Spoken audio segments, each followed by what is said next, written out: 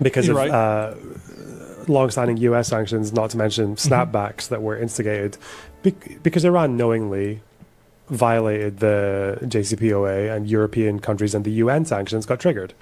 Like, they fucked around. They broke the rules. Oh, no, they knew that those snapbacks were in place. They did it anyway. Wow.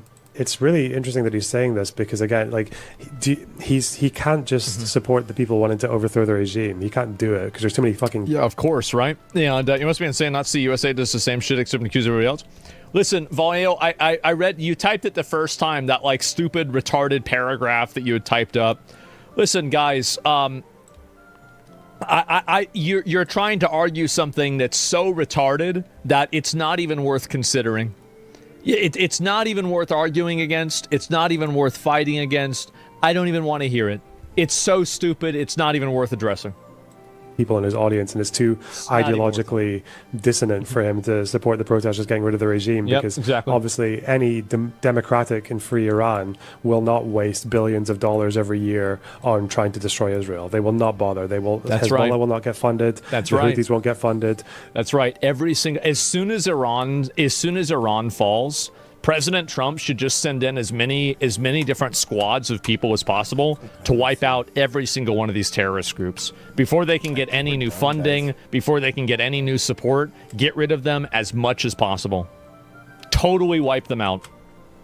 The Iraqi militias won't get funded, and that's why he's upset. He's upset that, like, he's like, oh, I don't know, freedom, I'm an opulent American idiot, I don't like people being forced to wear the hijab and repression of freedom of speech and liberties. Well, but also I would kind of like the rest of the Arab and Muslim world to just be pawns in my fucking retarded game against Israel, throwing themselves into a fucking meat grinder so I can cry about the fucking responses from Israel afterwards. Man, the fact that he's just saying, like, but he has to have the position like, oh well, what's like an anti-West position I can take that sounds like it supports the people? It's like, oh, remember what I said? Do you remember what I said? Every single time. Every single time. It's exactly that. Sanction relief, like, dude. Half of the IRGC is controlled by half of the oil revenue in Iran is controlled by the IRGC. You think that? Yeah, you're just going to be funding them. Exactly. The protesters aren't calling for sanctions. They're calling for the end of the regime. They're not saying give us some sanction relief. They'd like the sanction. Exactly. Yeah. It's like don't listen to the Iranian regimes. Listen to a socialist in America explain what they really want. Relief, but the best way to get sanction relief is to get rid of the regime. So. It's just so fucking... It's like there's someone in my reply said, it's like there's a fucking prison riot. And people are talking about, like, how we should have sanction relief for the fucking guards. It's like, dude, it's so stupid. It's so dumb. Again... Man. And the reason the protesters aren't en masse making this about sanction relief rather than the regime is because, one... they hate the regime more than they hate the sanctions. And two, the sanctions, if they get relieved, imagine what precedent that sets. Like, Iran, the regime is at its weakest. Let's just give them an out with sanction relief. Exactly. Because right now, the IRGC would use sanction relief to pay off people for loyalty. Exactly. They buy loyalty with sanctions. They already do this, right? If they have more money, and they have more standing. Yeah, getting rid of the sanctions right now, the only people that would help is the establishment people that are there Stream to Elements get more bot money running and consolidate more phase. power. Learn how to customize the bot here. They would buy loyalty. https://dot.streamelements.com. He basically wants to do this one action that helps the regime more than the people. Even if the regime does redistribute it and choke off the inflation, they're doing that so they can stay surely they're going to do that. Power and keep oppressing people. It's so fucking dumb. Yep. Mr. fucking BDS, South Africa, apartheid and all that. Oh no, sanction. Maybe we could just let go of this. Would you say this in South Africa? Because black South Africans got hurt by sanctions as well. Palestinians in the West Bank and in Israel get hit by sanctions harder than Israelis do. It's so... Where's my popcorn? Oh, you know what? Fuck my popcorn. I got this jelly cake pen.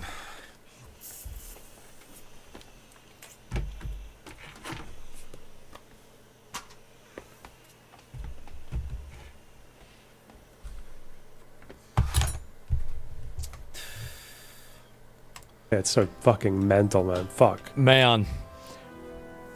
I completely agree. By the way, it's so obvious. Yeah, big surprise. Let's cut off. Let's get rid of the sanctions. So the people that are controlling the money that you are being sanctioned, that's being sanctioned, those people now are going to get more money. Yeah, what a great idea. What a brilliant fucking idea. Things are pretty much about over for Iran. They're pretty much about over. Has been unbelievable. Unfortunately, the regime is with no pity using military machinery. Yeah, they're deploying the military on their own people to stop them from protesting. AK-47s to shoot to death protesters. Morgues are overfilled. Despite all of that, these brave kids are still on the street. A doctor reported to us that she had a young patient that came in with her face being shot, bullet ridden, and she told the doctor, patch me up, I want to go back to the streets. I'm going to keep fighting until we are safe. And I want our leader, Reza Pahlavi, to return home to save us all. This is the level of commitment you see in Iran The today. big executions are today? Really, I thought they're tomorrow. It has attracted the awe and admiration of the whole world. But the everybody's been watching this. element that everybody's waiting for is when will the cavalry arrive? Because we can only hold the Alamo for that much amount of time. So it's very critical, the timeline of when. He's right. As the president promised, and part of the reason they are still on the streets fighting is they believe that this president is committed to do what he promised he will. He's got to be like Gandalf at the end of the Two Towers, right? After they ride out in, what was it, Helm's Deep? Yeah, look at this. It's more people every day.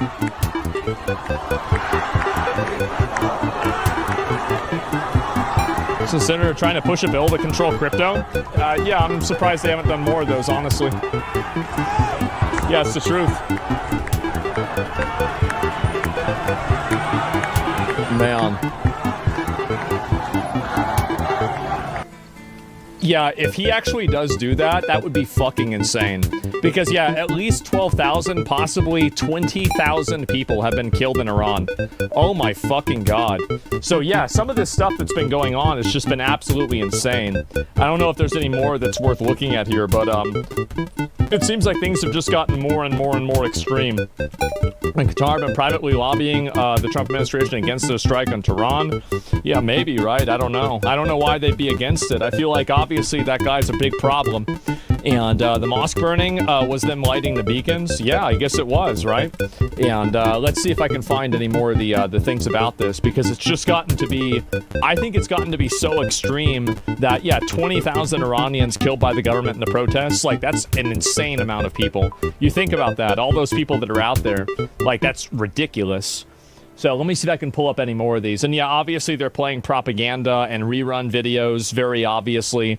I think anybody could have expected this. And then, oh yeah, by the way, Greta Thunberg, finally, in order to show support for Iran, after going and, you know, doing your whole cosplay LARP of being a revolutionary, helping the Palestinians, going on a boat and everything, and, you know, then you were taken by Israel and it was so horrible for you.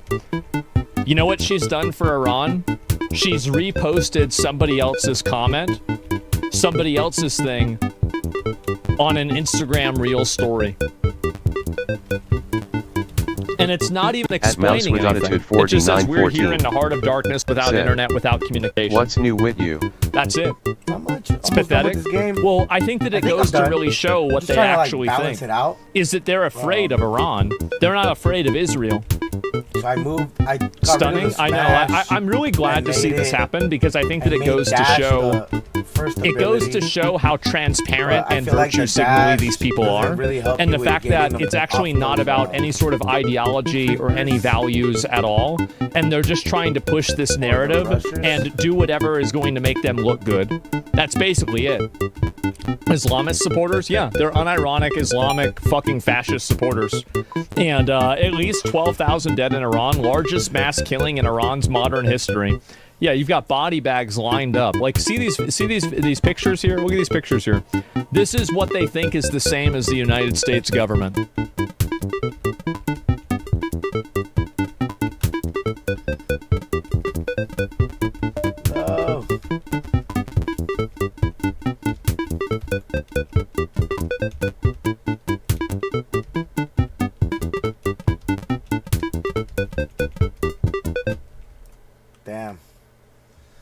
damn.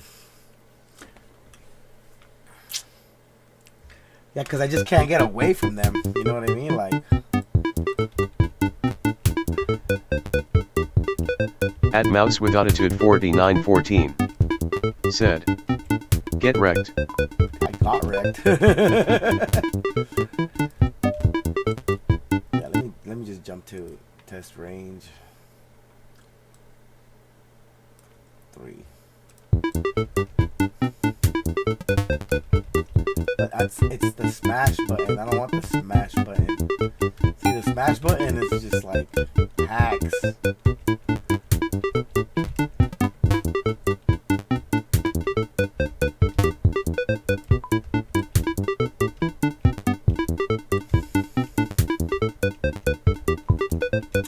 You know what?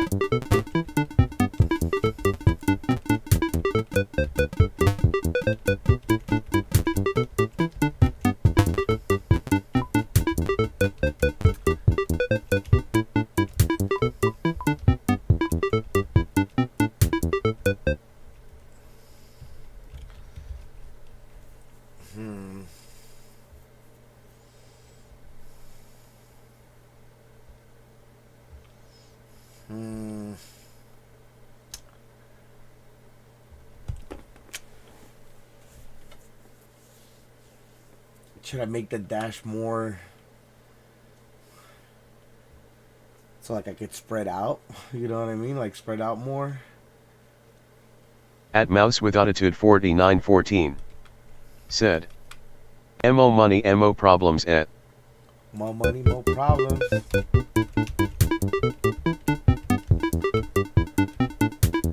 Oh no, but I don't want the smash. I want the.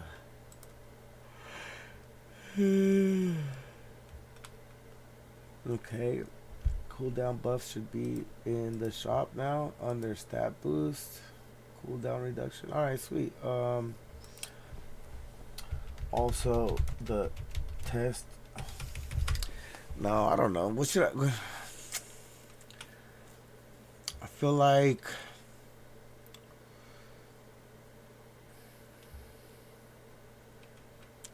Yeah, because the dash is definitely a downgrade from the smash button, but the smash button was a response to those fucking crawlers, right? Those creepers. Let's see, because I don't want. Oh man. Okay. In the test range, make it so I start with dash, not smash.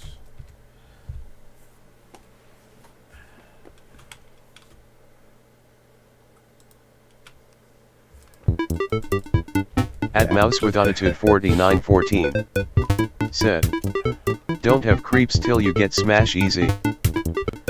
Yeah, but like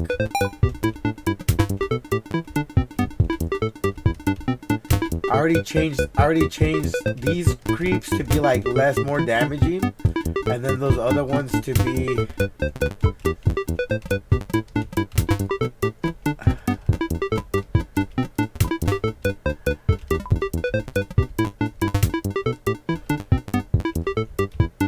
right, like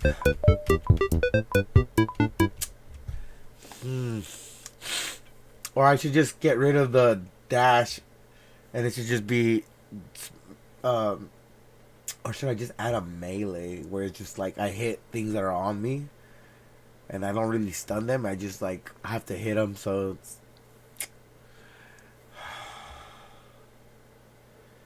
yeah.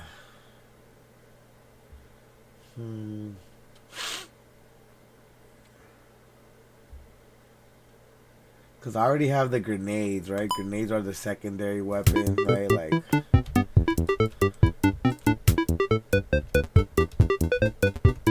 At Mouse with Attitude 4914 said, "Melee be dope." Melee would be dope, but then I just don't want to add more inputs, right? Like I have it pretty like dialed in.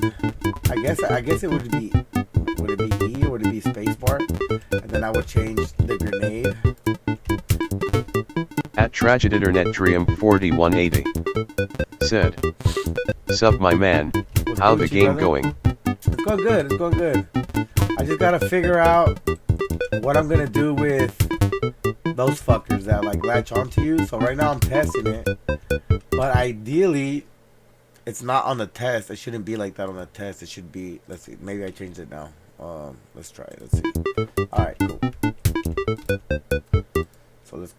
So the problem I'm having is that the original start off second ability was Smash, but I'm like, Smash is way better than Dash, so you should start out with Dash. But now look, we get to level 3 or wave 3, right? And it's hard to escape these fuckers.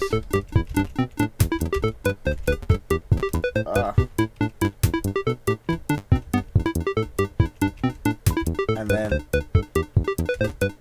no, more of them come.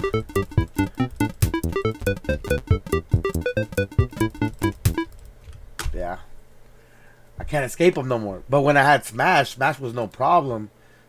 I could just like, what the fuck? How did I not equip it? Equip. All right.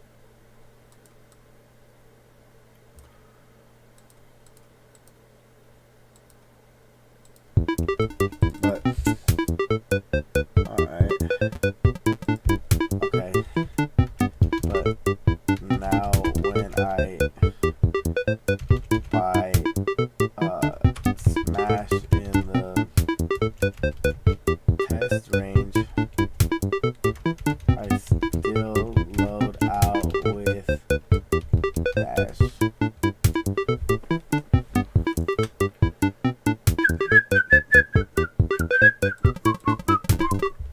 What the fuck was that? That shit was crazy.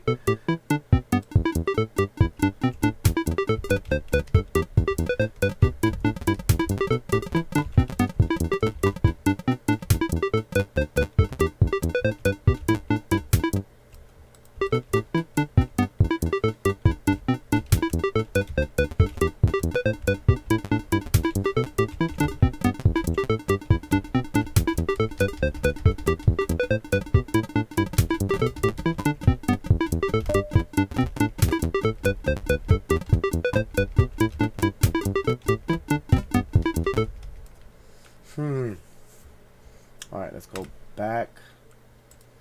Let's go to settings and then choose the direction of dash ability is where I am moving. Alright, I think that might fucking fix it.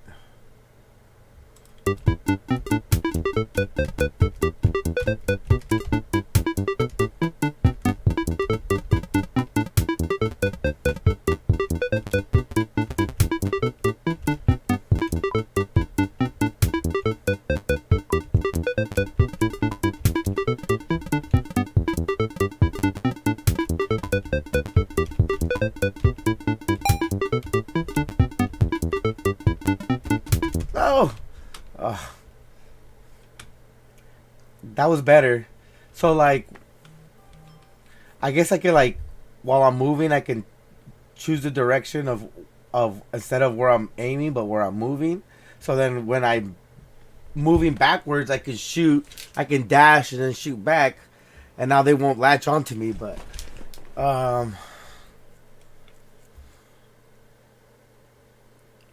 okay, you know what? We're gonna do this.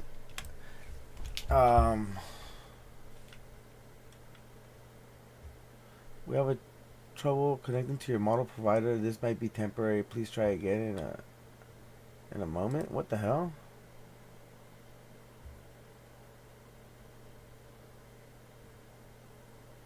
All right, cool. I was like, what's going on?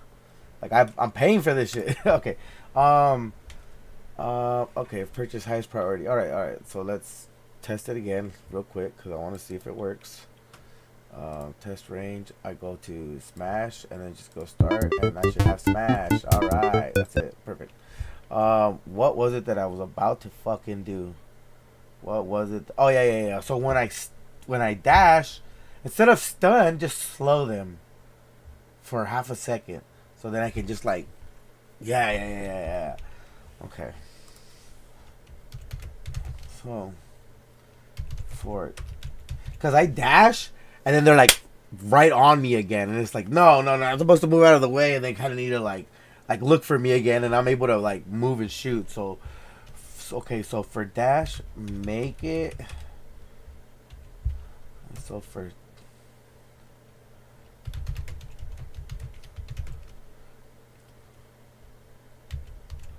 creeps locked onto me are slowed for half a second or 1 second?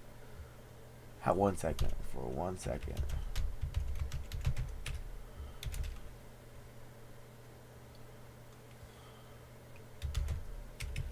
To let me readjust. Not a full-blown stun that lets me like move away, but just like it lets me create at least some separation, right? Like, oh man, I think that'll be better. All right. And then there's gonna be the dash stun that completely stuns motherfuckers. The dash stun's dope.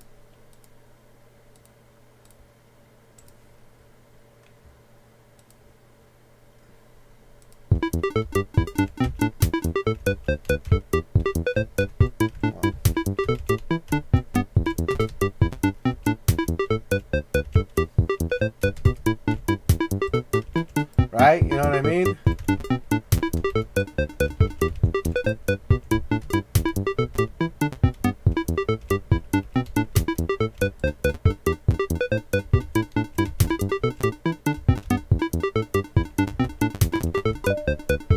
OP, bro. OP, homie. Alright.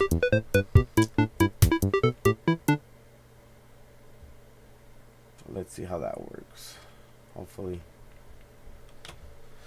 Oh, man. Because I think the game's done. I think we're done with the game. Like, it's ready. I just need to, dial it in, right? Like, the monsters work. The levels work. The weapons work. The abilities work. You know, now I just want to, like, balance it, right? Like, I was starting with Smash. I felt like Smash is just so OP because then I went to Dash, and then it felt like a downgrade. So I'm like, okay, let's go to Dash. Let's start with Dash then. So now I'm like trying to play the game. Wave 3, I'm getting killed. I can't get past Wave 3 because I can't escape these fuckers, right? So let's play campaign. Start from the beginning.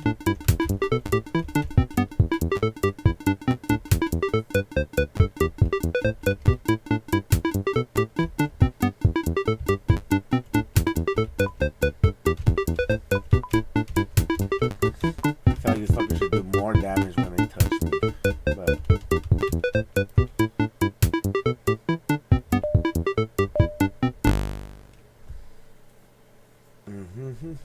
I'm not money for nothing.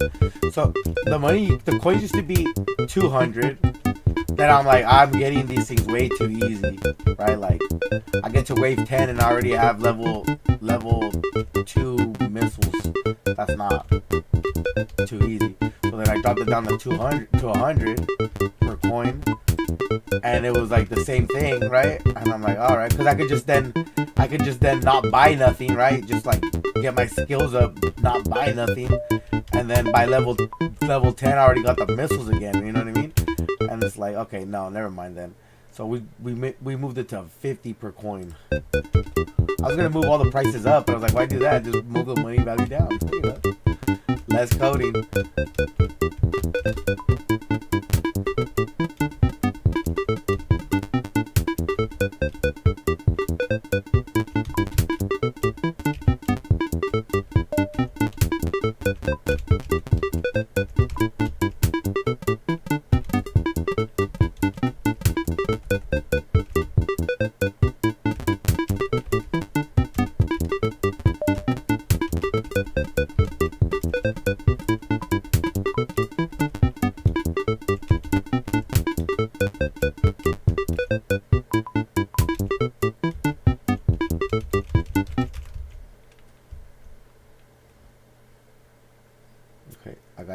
speed. That's gonna help me for sure.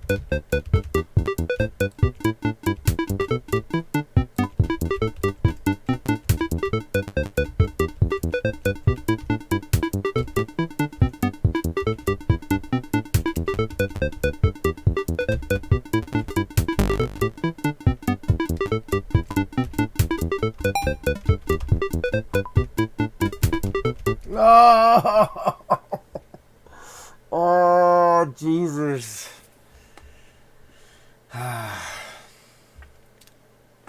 What could be, because I'm so used to the space button being my secondary. So should I make R the melee button?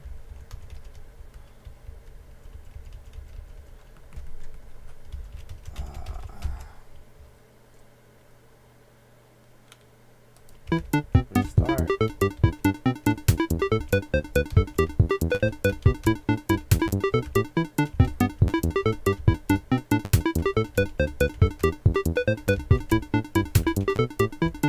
At M00NS74R said, "Hi. Hello.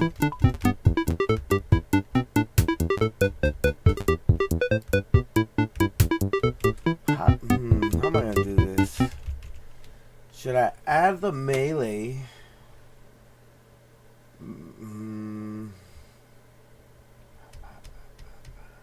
Just melee, and then get rid of the dash, right? Make just the dash the stun, right? Add the melee, so then you can just hit things when they're on you, and then the smash will then be the stun one, so you can upgrade to the smash. You start. All right.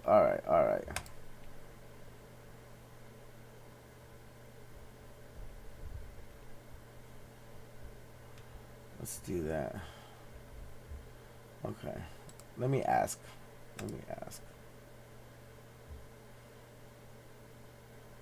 Or plan this out. Okay. So I am realizing that dash is a pretty lame ability. Oh wait, you know what? I'm maybe not paying attention to the slowing. Let me just pay attention to the slowing effect, right? Let's refresh, test range. Where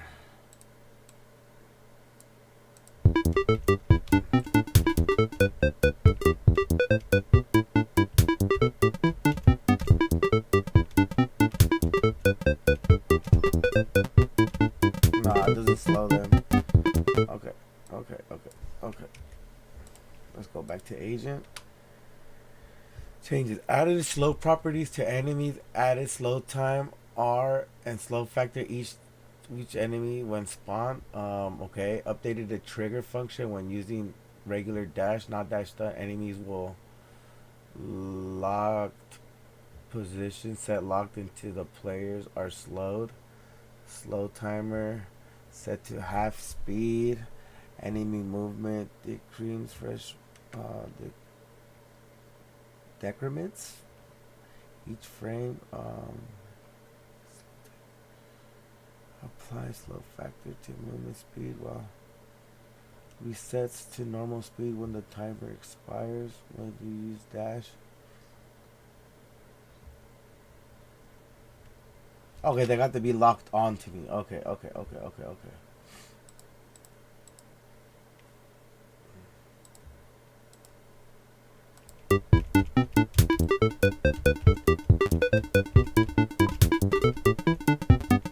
they're not slowed.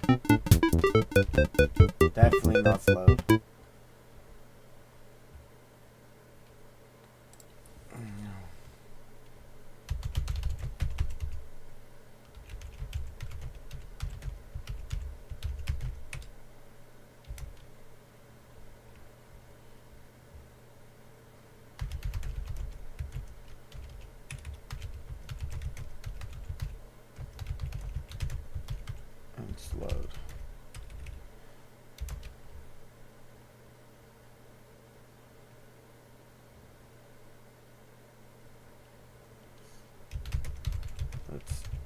change it to every enemy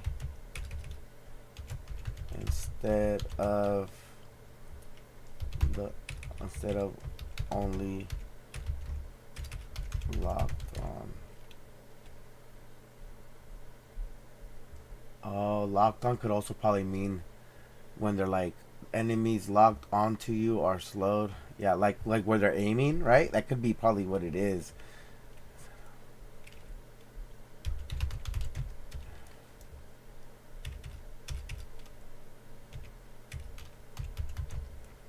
Okay, let's do that. They're definitely not slowed.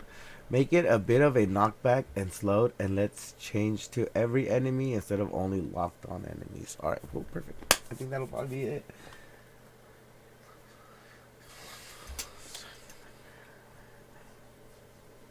A knockback. I like that. Because it's like, let's say we push them out of the way, right? Like, let's just say that. That's what we're doing. That's what we're kind of implementing or adding. Right? Like, oh, let me get out of here. You know what I mean? So you kind of push them out of the way. Maybe the grunts I can't knock back. But I can stun. Okay, no. The grunts I can knock back, but I can't walk through the grunts. That's what it is. All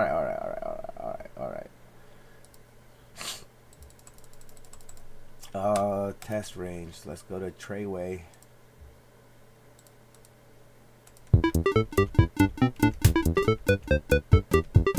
I like that.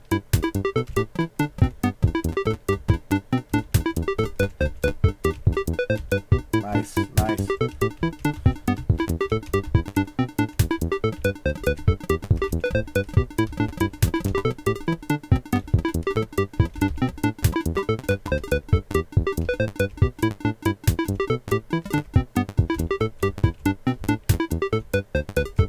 Oh, no.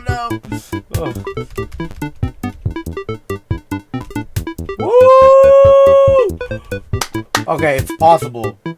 Highly unlikely to pass this. All right. Let's see.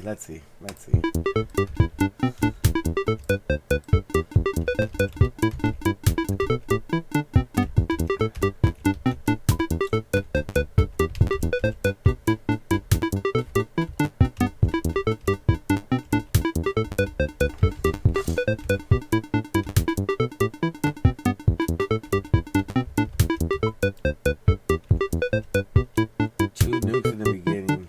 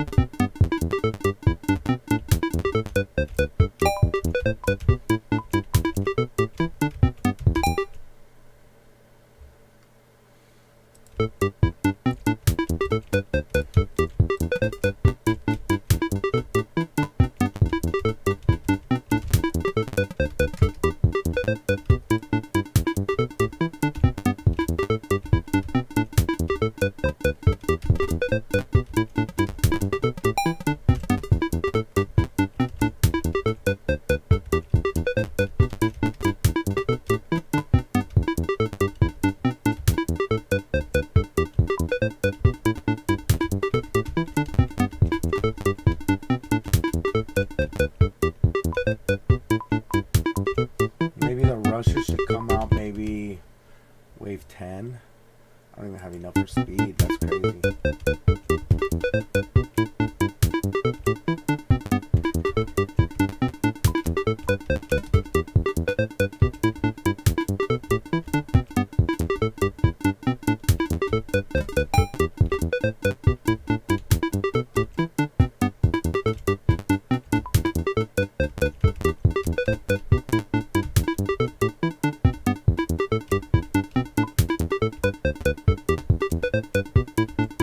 At 30427 said, Hi. What's up? Oh no. Hello. What's up, 30427? Woohoo! I needed that.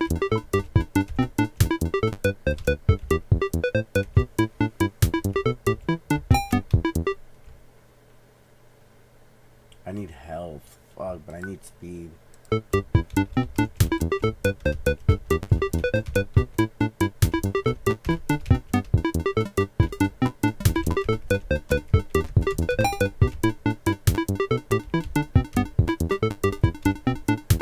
Oh no, I'm fucked.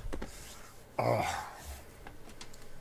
At 30427 said, my name is Alex but my usernames is Alex in Japanese. Let's see. Oh, okay. But I mean, you're 3047 too, or 30427. Because it didn't even, Botrix doesn't even say the Japanese letters. But that's what's up. That's how you say Alex in Japanese. That's tight. What are the letters called? Or they're not called letters. They're called symbols. Not symbols. Damn. What are they called?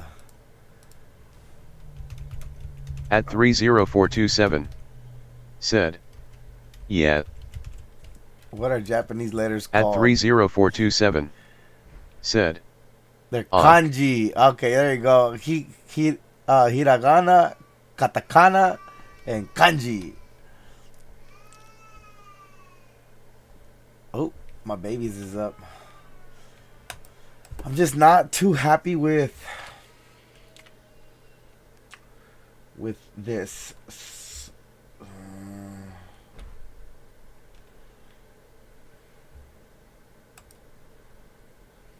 Let's see. Raise the coin value back to 100. Because now that it's harder, maybe we need a little more money. At 30427 said, how are you doing? I'm doing good. I'm think I'm done with my game. I just need to balance it, right? Like I had the game originally. Look, I'll show you. Originally, it was like this.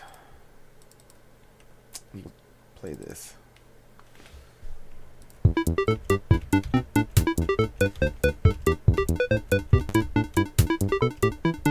Right, you would get this ability first instead of the dash, and it's no problem. Like the reason I got this, I mean, before the game didn't even have this ability, right? And then I implemented. Maybe I should have just gone straight to the wave. At 30427 said, nice. Thank you. You know, so like, I implemented these. Alright, so maybe this might not be the best ways, but you'll see soon.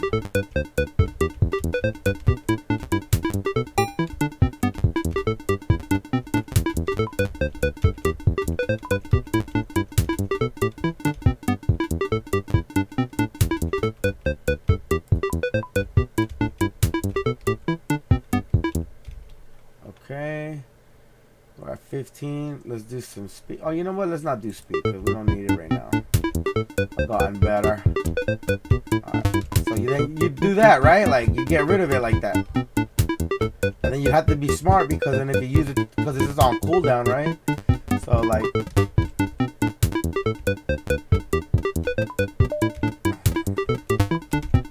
Oh no. So if I waited just a split second, I would have gotten both of them. Right? So like that was like that smash was a response to this. Well, not really this one, the other one. This is that's the swarmer. It's supposed to mimic a bunch of bugs swarming you. But the rusher was the one that I was responding to because the rushers were like a problem. So let's go with. Ooh, so I got 2,000. I can go with scatter. Let's go with scatter. Fuck it. Our coin's still worth 200 here.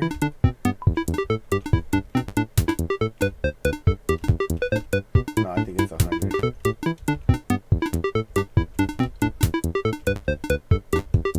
Right. Yeah, it's 100. Okay.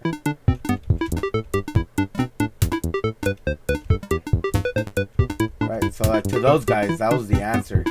You get 3 of them, 4 of them locked onto you, you're done, right? Because they explode. You're done. And I couldn't shake them off, right? So then I added this smash button. But then I'm At like, 30427 said, "Are you live again tomorrow?" At maybe. I_Riz_NGZ What's up, Riz? said, "Hello." What's up, brother? Ooh, my baby's just crying. So then I'm like, all right. And then I upgraded to the dash ability. And then when I was playing, the dash ability sucked. So then I'm like, all right, let's switch the dash ability with the smash ability. So you start with dash instead of smash, right? And say hi, boy. And then I couldn't get past wave 3, right? At As soon as these fuckers started showing up, I couldn't get I_Riz_NGZ past wave 3. said, "Why do I hear screaming in the background?" My baby, my daughter, my wife just asked me to help. Let me go get it.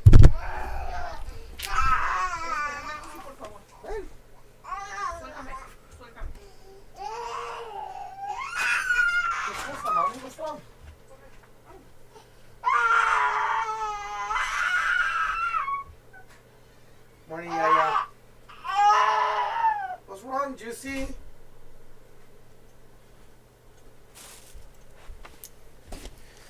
At I_Riz_NGZ said, Aww, that's okay." my baby girl. That's okay. Thank you. Thank you. My wife just took my oldest to school.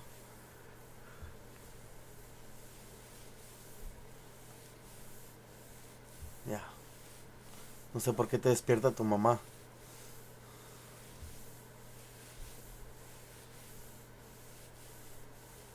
Yeah.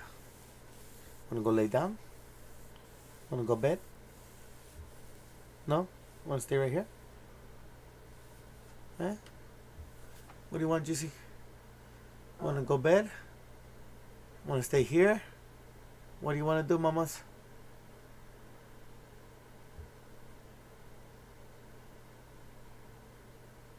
I'm just gonna stay right here. Alright. So now that we're not using, yeah, okay, no. We're not doing those. Let's, alright, so we're back to 100 on the credits. Let's just see the test range.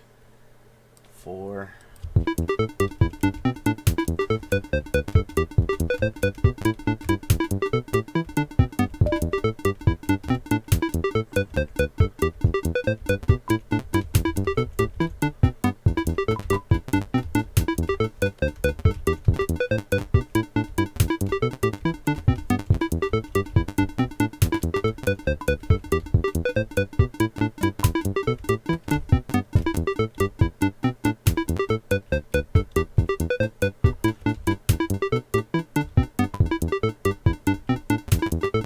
Oh, that's an error.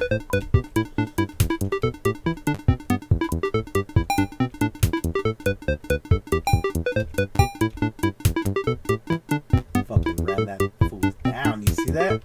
Ran him down. Alright. Let's redo this. Play campaign. Alright.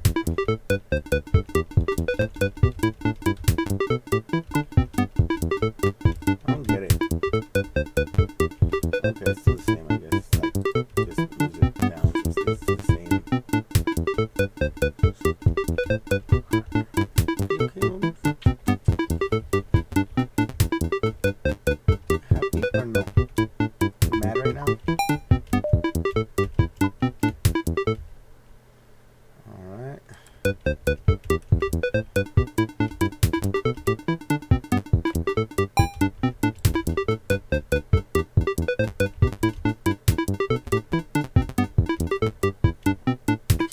Sorry.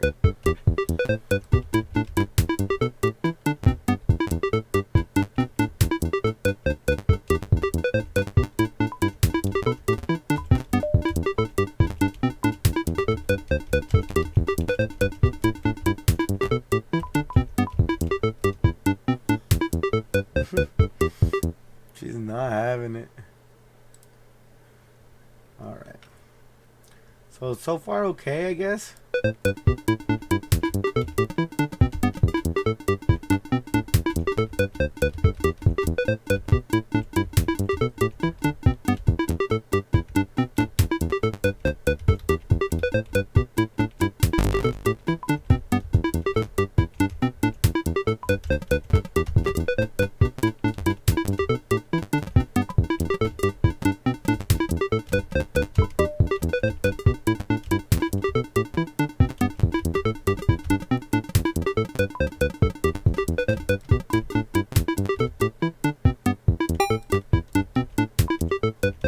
That one's a little tough. You need to get speed, right? And health, because those fuckers are gonna fuck you up.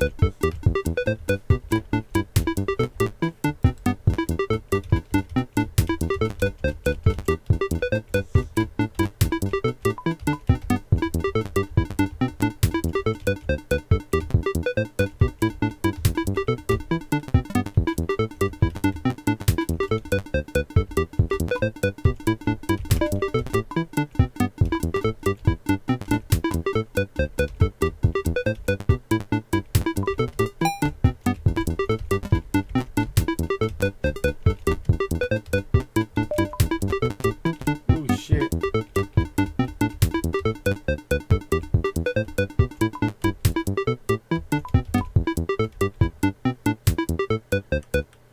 Alright, need help again.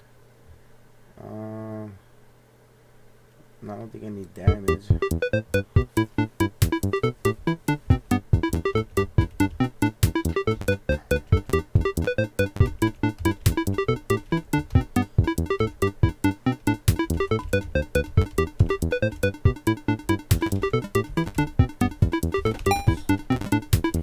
Oh!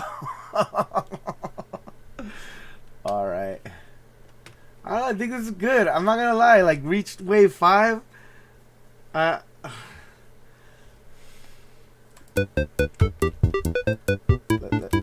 on. Let's see how I can do wave 5. Reach wave 5. I just had speed upgrade and not even full health. So let's see how this looks like.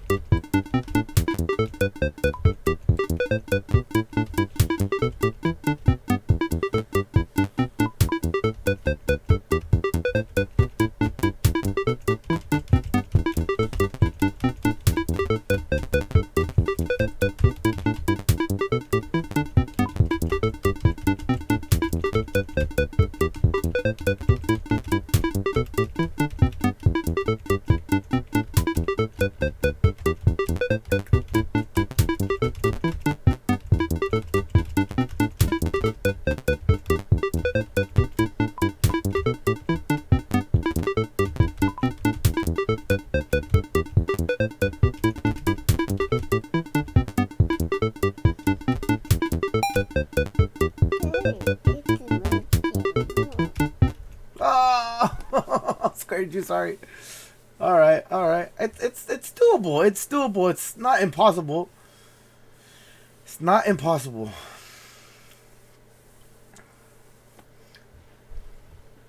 And then the whole point is that you're supposed to be able to go back, right? You go back, you save up all these credits. This is all me testing, right? And dying and coming back. And then you can go to the shop, right? And then let's say I already got, which one do I already have? I know I have a missile.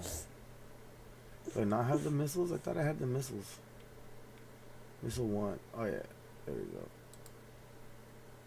Oh no, I guess I don't. I guess I have to buy it. Okay, but I own the energy saber.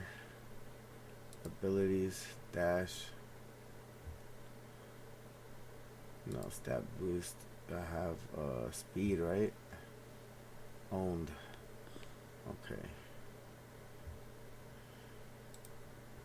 Okay, let's go back. Let's go to locker, and I can see what I own. The saver, that's it. That's all I have. Okay, never mind then. So let's go back.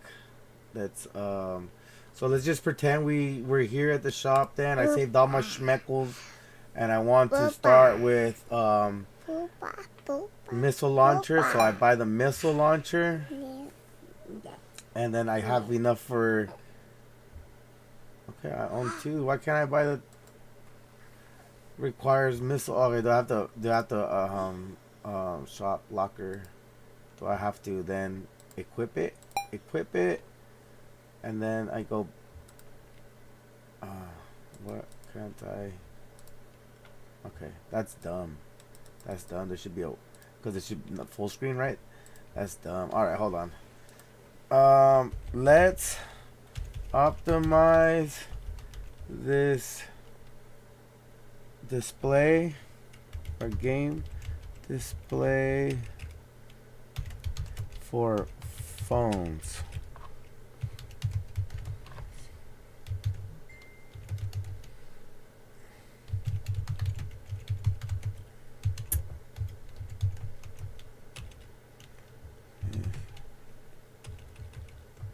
As I am changing window sizes on my PC, the game's resolution, display resolution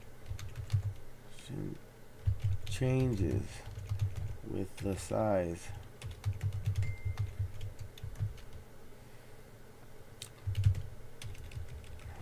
And I will lose like a back button since some of the menus don't have a window scroll.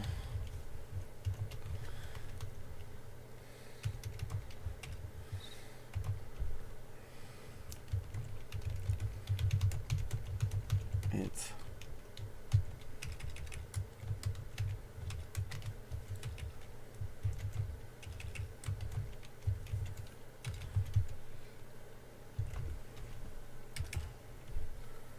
one fixed size.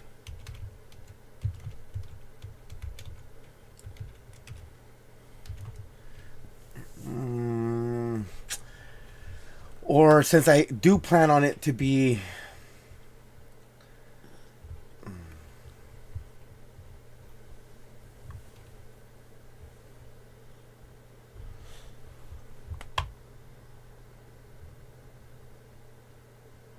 At Janie F2D said, "Good luck for leaf clover, crossed fingers."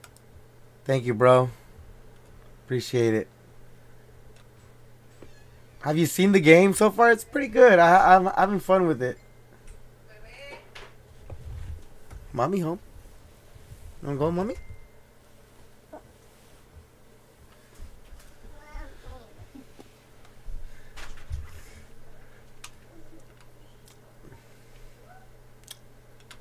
Okay.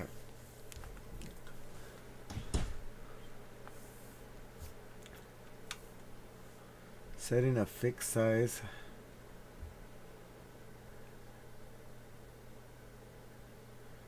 Searching for canvas viewport setup and responsive styles. Reading the resize function and render setup. Setting the fixed game resolution. Updating CSS and resize logic.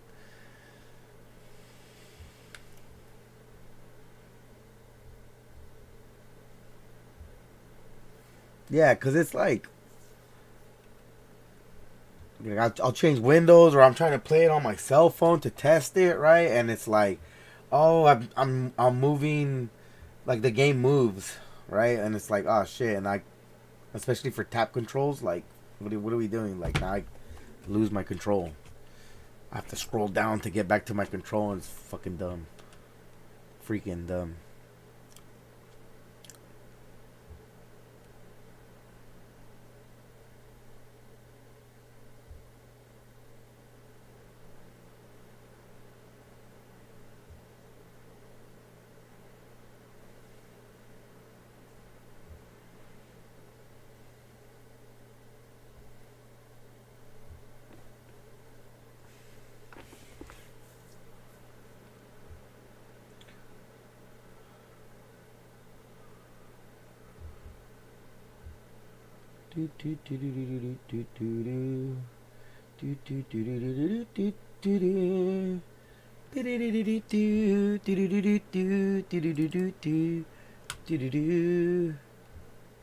Okay.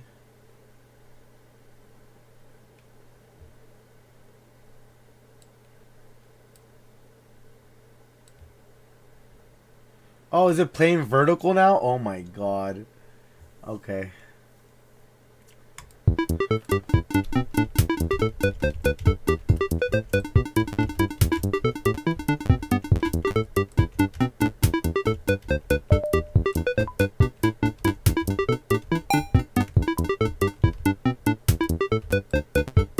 This is fucking hilarious.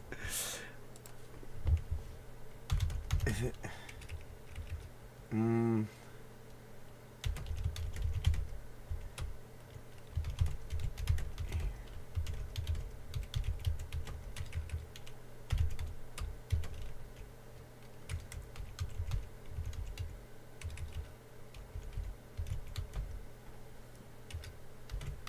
Sorry for the confusion.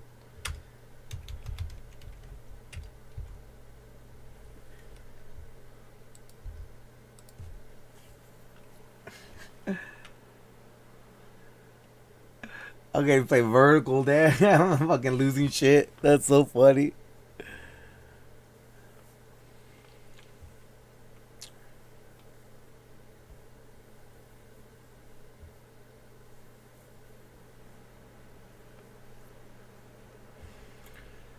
Fix viewport to landscape orientation. There you go. Landscape, that's right. When you take a cat picture, it's selfie or landscape, right?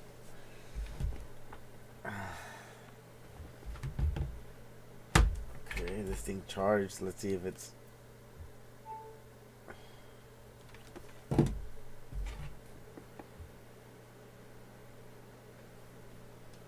Whatever.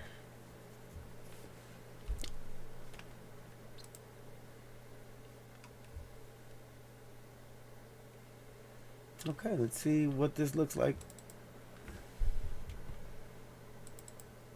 Oh. Look at that. Look at that. All right. Play campaign.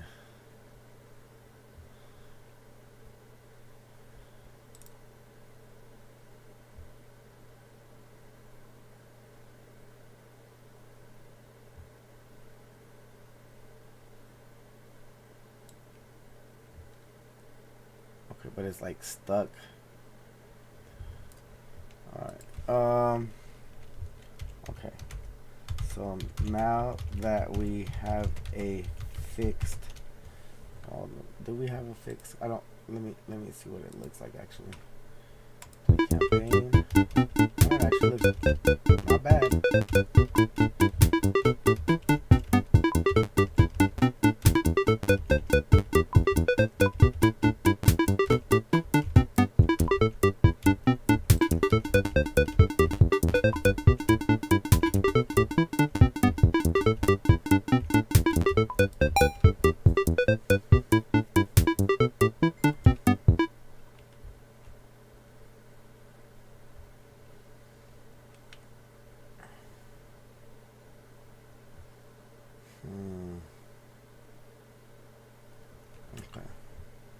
Okay, so now that we have a fixed size, I would also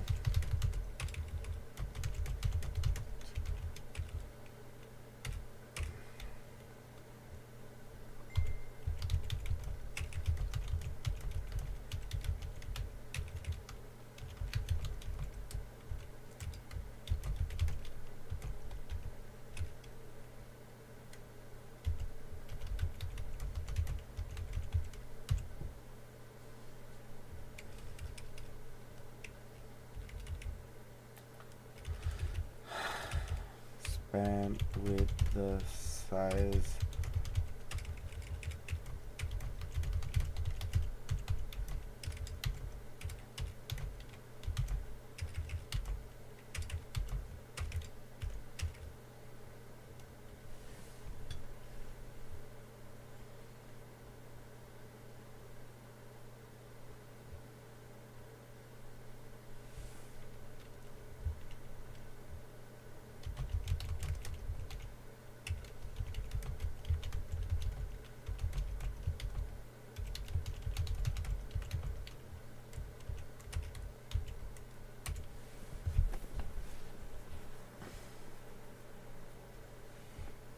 I want the full screen if I'm playing it on PC, right?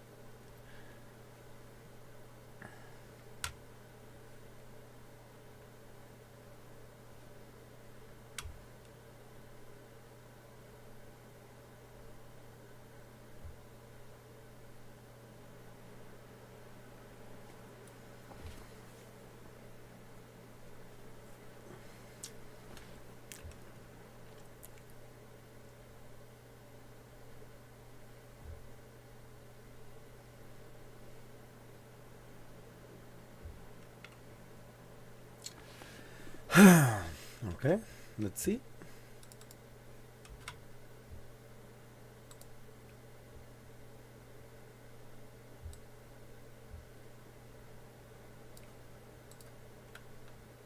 Dope.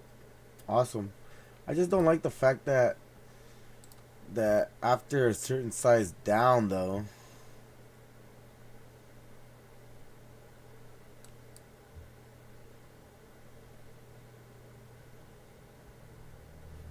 how do I do this? Why is it not trying to do angles? But yeah. Okay, let's see. Play campaign. Oh, it does it. Okay, okay, never mind. I'm tripping. Windows.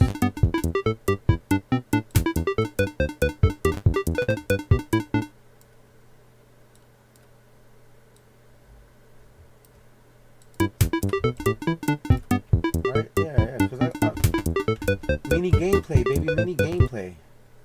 Look at that. I like that. Okay, cool. Shop. Go to the stat shop. Oh, but I don't like that, right? It doesn't. Oh, look at that. That's interesting. I mean, well, what can you do? What can you do? What can you do? What can you do? Like, this is technically not how it's supposed to be played, right? But I mean, you can still play the game, right? Like, locker, go back. Shop, go back. Enemy codex, go back. I just don't like that this shop is like hidden. And it's because of that. Because of this thing right here. That's interesting.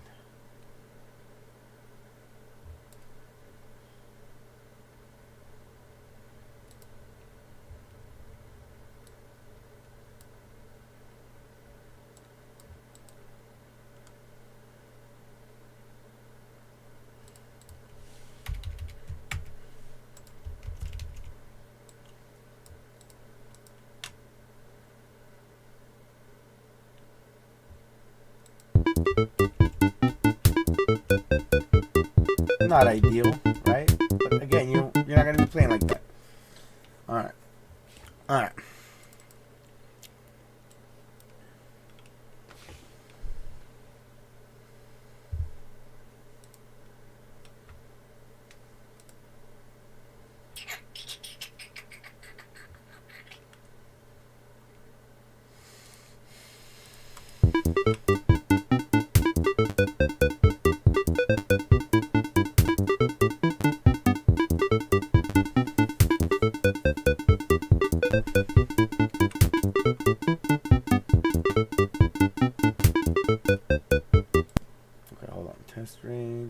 Back to the locker. We change back to pistol. Go back. Yeah, let's go back. Play campaign. Let's go campaign. Let me just see how far we go. See how far we go.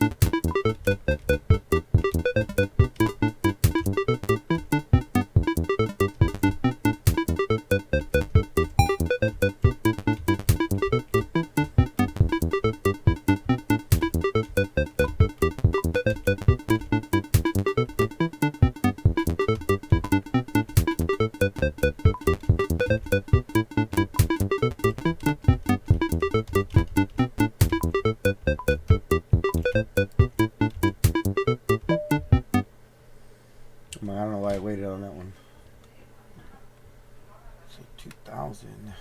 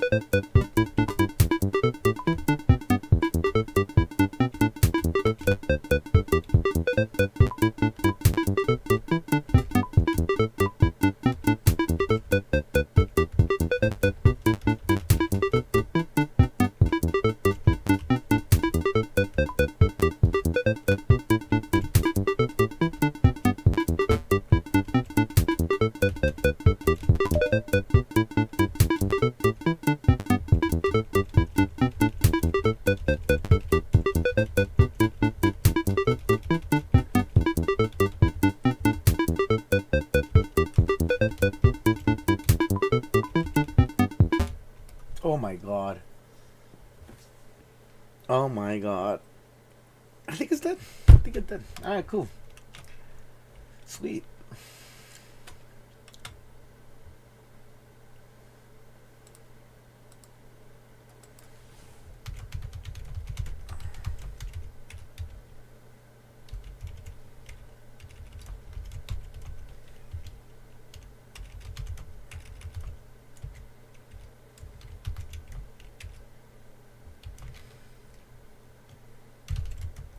Let's go.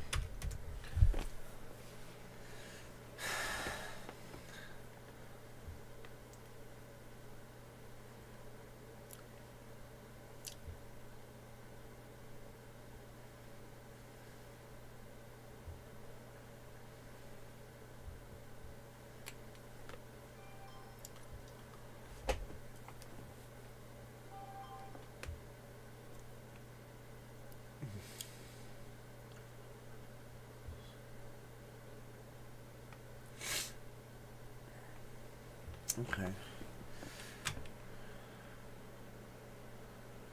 about that? Okay, man. Congratulations on reaching beta. Beta readiness checklist.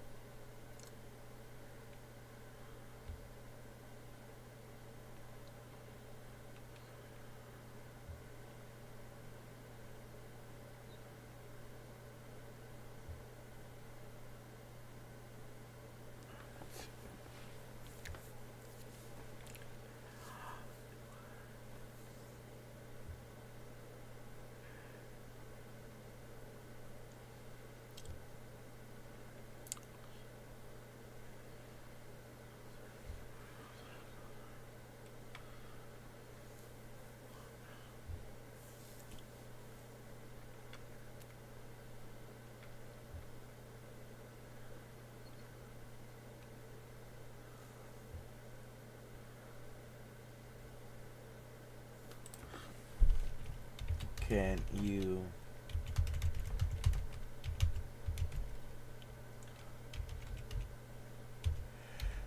yeah.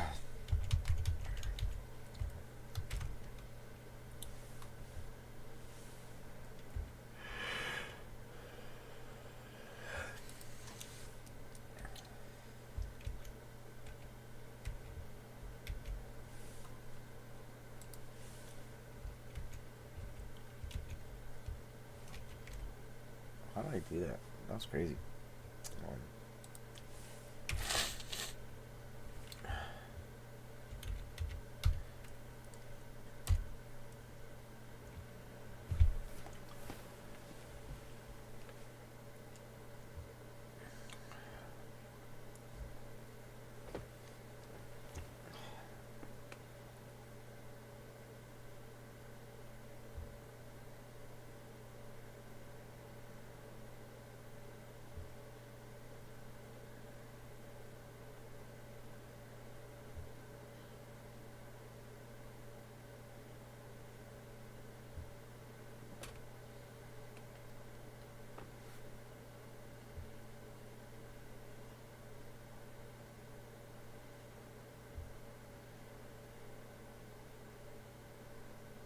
At Natia Farouk 5529 said, "Hey, I may sound like a contestant on America's Got Talent saying a sob story, but me and some other friends have been working on a VPN app called XenoVPN. We made this because our friend gets hacked.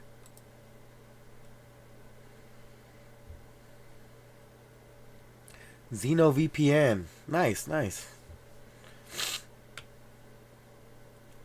Keeps getting At hacked Natia by Farouk guys on 5529 Oh said, yeah.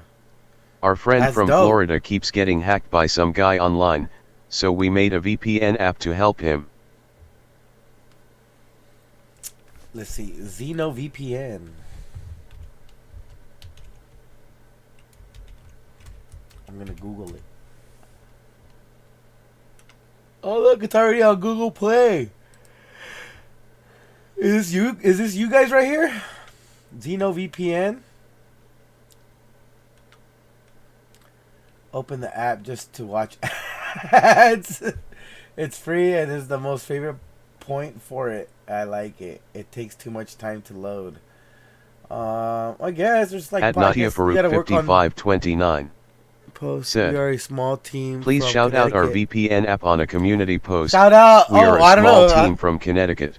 Shout out to the team. I got a question. So like, I'm making this game here. How do I do it on How do I put it on Google Play? I'm trying to do that. Okay, switch to agent mode, or run the PowerShell script manually. Should it create a build meta? Okay, switch to agent mode. Okay. Oh shit. Okay, hold on. Can you create the build version? Checking the points. You already have a build system to create. Build following steps to create beta build. Update. Yeah, I don't know how to code. Like, I don't code at all, dude. Like, I grew up selling weed and gangbanging, right? You know what I mean? Or not really gangbanging. I didn't really gangbang, but my friends did, right? And I was around all that shit. But now with like AI, yeah, I'm doing all this. Not sure if you're still on there, Nausea, but yeah, publish the app. My friend named Jack At does. Natia Farouk I coded all the stuff 5529 in the app. Nice, said, nice. I'm not the one who publishes the app. My friend named Jack does. I coded all of the stuff in the app. Okay. All right, that's what so I'm asking AI to help me how to do that, right? So create the title, indicate beta version, right? Smash Arena beta. Add version info optional. Add version display. You can add this near the top of the body for the version. But yeah, I'm not gonna add no version numbers or whatever. Fuck, it's just the current update. You know what I mean? Like, create a beta folder structure. Create a beta folder. Copy the necessary files. Create beta specific build script. I'm getting there from getting the At data Natia leak. Farouk Please help us out. We'll 5529 appreciate that. said, We are a small team of 3 people who wants to help others from getting their data leaked. Please help us out, we'll appreciate it, the Xeno team. Yeah, for sure. I mean, I don't know who you think I am. I have no one watching me, but yo, this is Wheezy. Just giving a shout out to the Xeno team. Thank you for keeping us safe away from these predators with your VPN. Yeah. I don't know what you want. Yeah, there you go. I feel like I'm in the Truman Show, bro. Fuck, that's crazy. Alright, run the build. Run the script to create the beta build. Create beta smash single files. Alternative quick beta build. If you want to create it now, I can provide an exact command. Since you're in ASK mode, you'll need to switch to agent mode or run it script manually. Should I create the beta script file or do you want to run it manually? Sorry. Let's go back to ASK. Okay. At Natia Farouk 5529 said, we'll pay you all of our life savings. We have spent over $5,000 on making the app. Please shout us out on a community post. Smiley face. Oh, like on YouTube? All right, for sure. But like, let me do this first because I'm like not trying to get distracted. And I'm with it. I mean, let's see. Natia Frooks.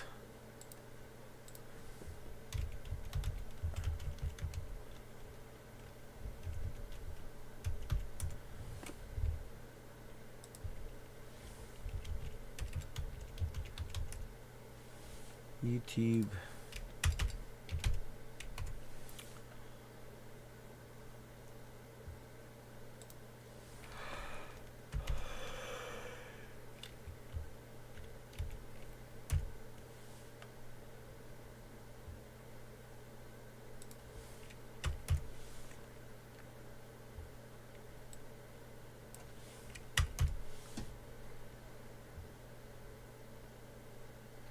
$10,000. That's crazy. You went from 5 to 10 grand. At Natia Farouk 5529 At first, said, I'm like, this is gonna be a I'll pay scam, you and now I 10 grand know from it's a working scam. overtime on our jobs. Way. Thanks for shouting our app out. We only want to help others. Cheers. All right, cheers, Nadia. Have a good one. That's crazy.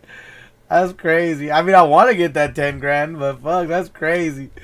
All right, hold on. What did I want to ask? What did I want to ask? So At Natia Farouk 5529 said, we've been working at a normal job for over 15 years, so we saved up. Bro, I've worked at a normal job for 15 years and I haven't been able to save up. But then also, you live in Connecticut. I live in fucking California, so it's different, I guess. Fuck. But then again, you also had a programming job, I guess, since you can write code.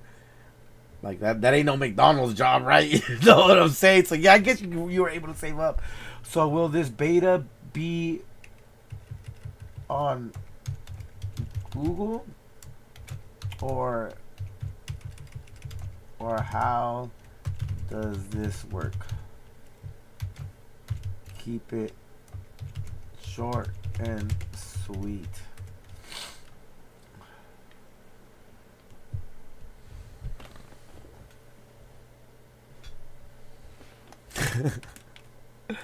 Ay.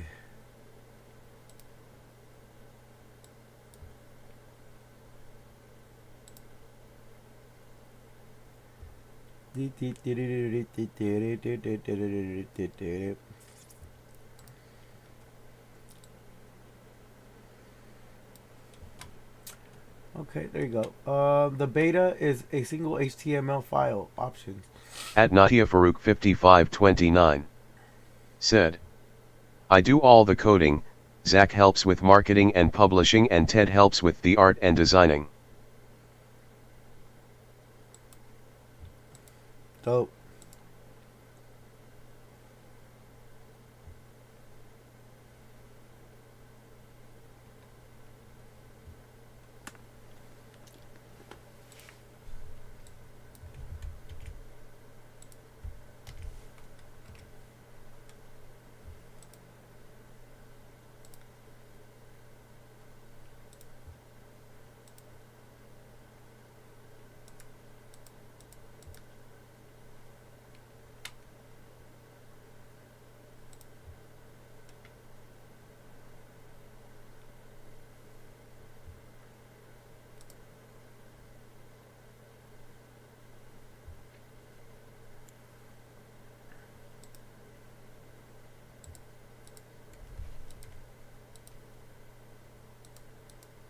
At voice.v3b.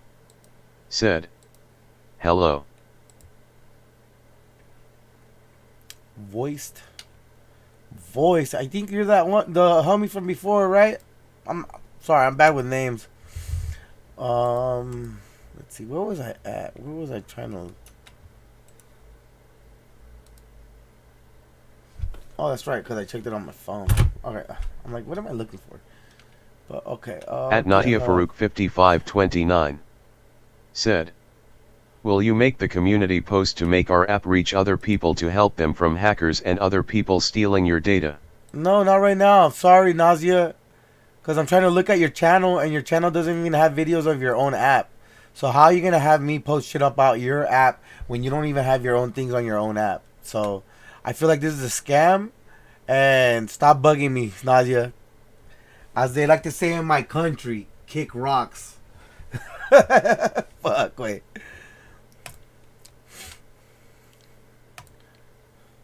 Yeah, look.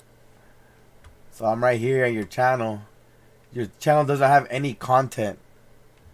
So I don't upload At videos. voice.v3b. Zach does. Alright, well, what's Zach's Said. channel? Can you send the game link? At Nadia Farouk 5529. Said. I don't upload the videos, Zach does on his channel. Okay, let's look at this. Xeno VPN. At Nadia Farouk 5529. Said. His channel name is Zach Warter. Look, Xeno VPN. Zach Worcester.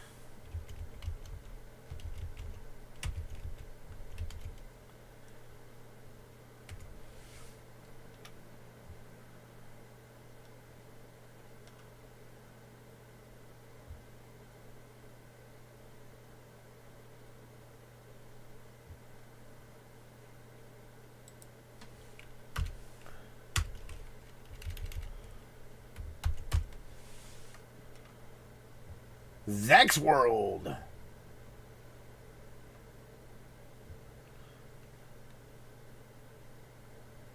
Yeah, I don't know. And then look, we're here at XenoVPN.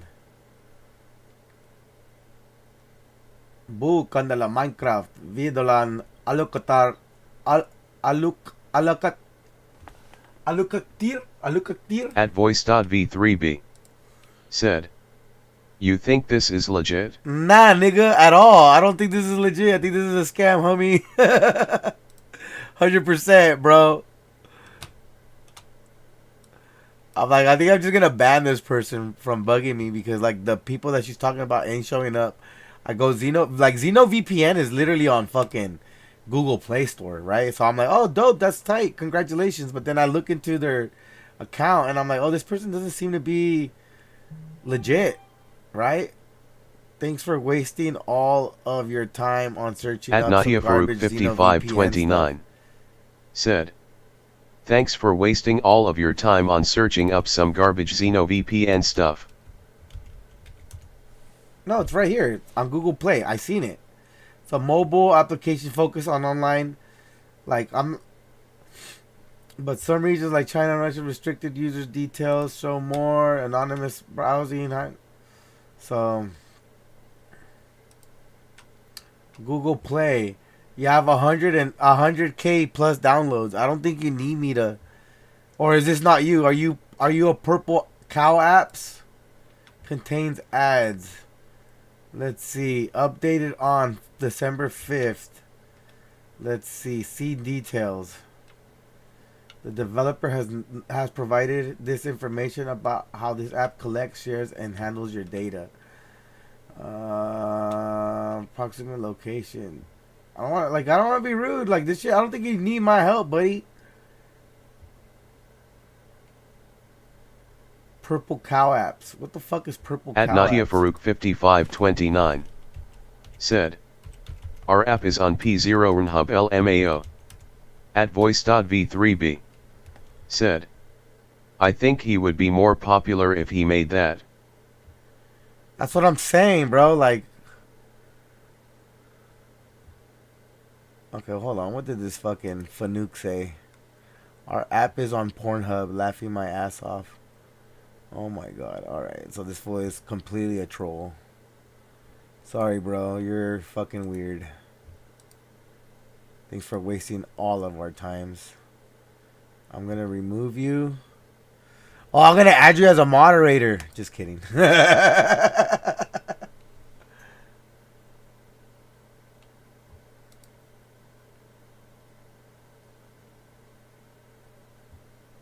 Put this user in timeout. Hide user on this channel. Oh, that's a good one. Hide user on this channel. I'm gonna put you on a timeout. Cause I'm gonna wait for you to come back. I'm gonna put you on a timeout for 5 minutes. He didn't say At nothing. Nadia Farouk But, 5529 Pornhub. said, Pornhub. test message. At voice.v3b said, Test message. bro, what did he say?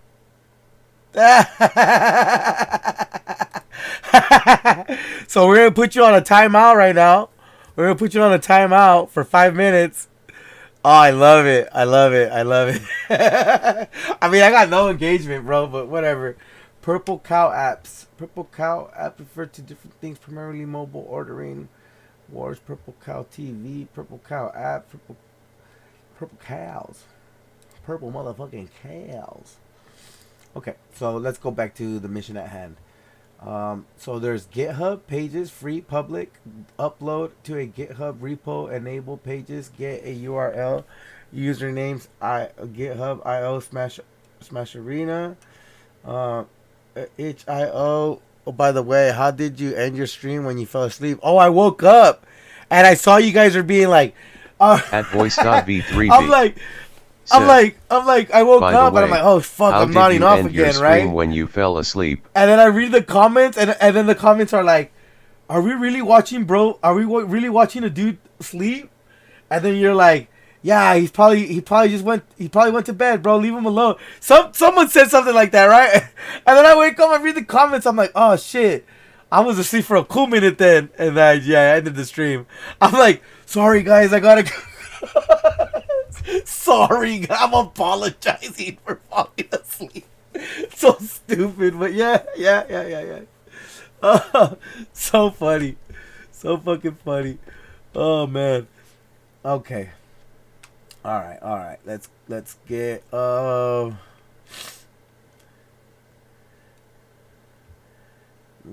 share HTML via Google Drive, Dropbox, Direct Share, your own website, upload to any web host, recommendation used for game distribution, or GitHub pages for free hosting. Both give you a shareable link. The HTML file works offline and can be hosted anywhere. No app store needed. Want to help? Okay, well, no app store needed. Okay. But what if I want to put it in the App Store?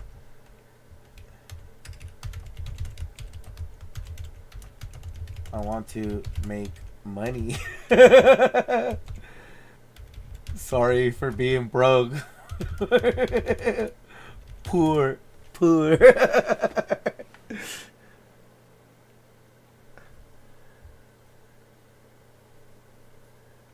And then it's going to be like, you can't make money off a beta game. And I'm like, yes, I fucking can. Yes, I fucking can.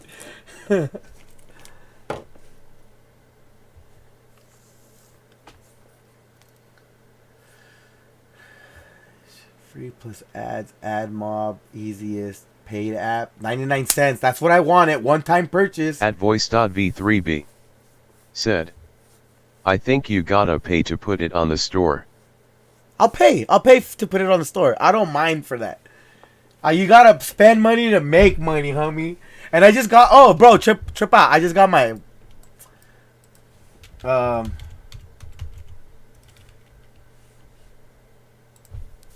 support me, baby. Support me. This is me, homie. This is me. Gerber's the word, baby. Gerber's the word. So I made this website a long time ago. It's all drop shipping stuff. I spent some time on this, but never really made anything. I never really promoted it. You know what I mean? But yeah, dog, like, you want to get some t-shirts? There's some t-shirts right there. We got some dope-ass tie-dye with the chest embroidery. Chest embroidery, my dog. You know what I'm saying? So these are all the tie-dye shirts that you can do or use to get it, you know.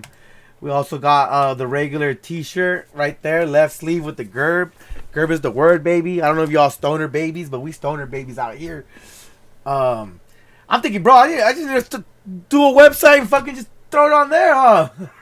But yeah. Okay. Shameless promotion.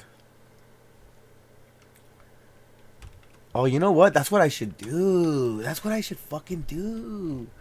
OMG. I'll do that later. Okay. So quick path. Use capacitor to build iOS. Okay, so download capacitor. Capacitor recommended. Wrap your HTML game. Okay, let's look for capacitor.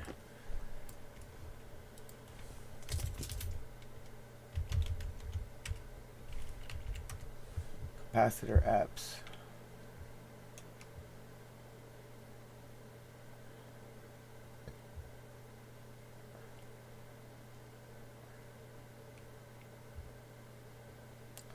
Let's see, capacitor, cross-platform apps with web. Okay, there we go. A cross-platform native runtime for web apps. Capacitor is an open-source native runtime for install capacitor. There you go. That's what we're doing. We're gonna install capacitor because I need it. Okay, you can create a new capacitor application or add capacitor to your existing web projects.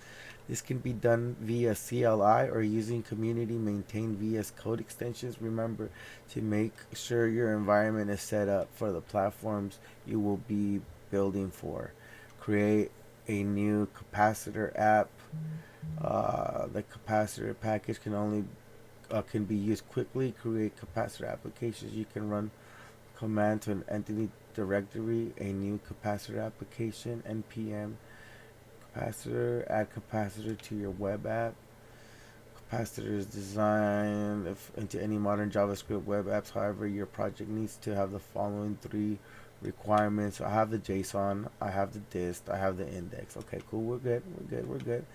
Install capacitor. In the root of your app, install capacitors npm dependencies. Script initialize your capacitor. Alright, hold on. Before we fucking do anything, I'm gonna copy backups.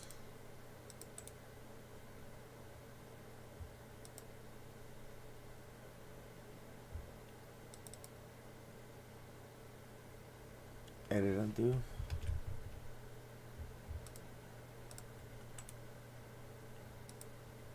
I'll just put it 6.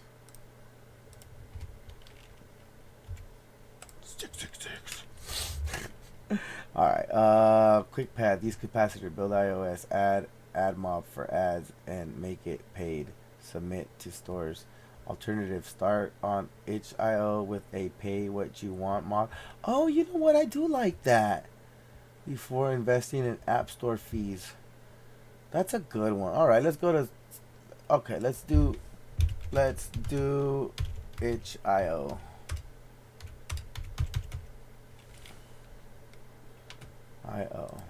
And then let's because I don't want to pay for that shit for right now. If I can get a free thing and then I can just start putting it out there for people to just play, let's just do that. All right. Plan. All right. Let's do itch.io. There you go. I'm gonna go drop a Duke.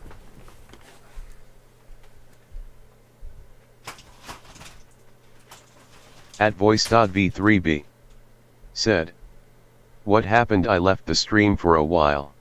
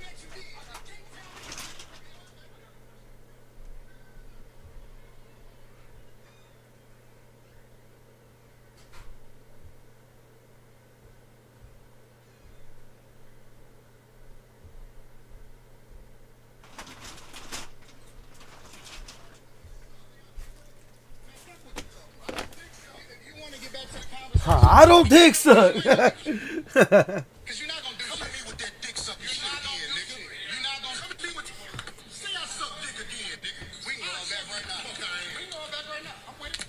I bet you won't say that shit. We can go back right now. I got money for all this. Whatever. I got money too. Don't nobody give a fuck about this shit. Hey, nah, it's just not respect. I ain't falling for the. I ain't falling. Dolly, get out the way. Don't get in the way of two niggas. Let me tell you something, homie. I ain't got to go out back right now, because we got to go out back to lead this motherfucker. But I'm saying that dick sucking shit, watch that. That's all I'm saying. And if I don't say it how you like it, if you want to get back to the conversation, we can get back to the conversation. But just know, I'm not listening to none of that shit, bro. Nigga. I'm not listening to none of that shit. If you want to get back to the conversation, we can get back to the conversation. Long as you know. Let me go. Let me go get my. What the hell? What the hell? Oh well. I think I At Nadia Farouk 5529 said, "Test." Oh, you're back now? Hey, what's up, Nadia? It was only 5 minutes, baby girl. Relax, home girl. Relax. It was only 5 minutes. I still want you here. I still want you. I still need your engagement. Oh, there's my other shoes. I was looking for them. Look. But I put these ones on instead. Hold on, I'll be right back. Stay right there, Nadia. Don't go nowhere.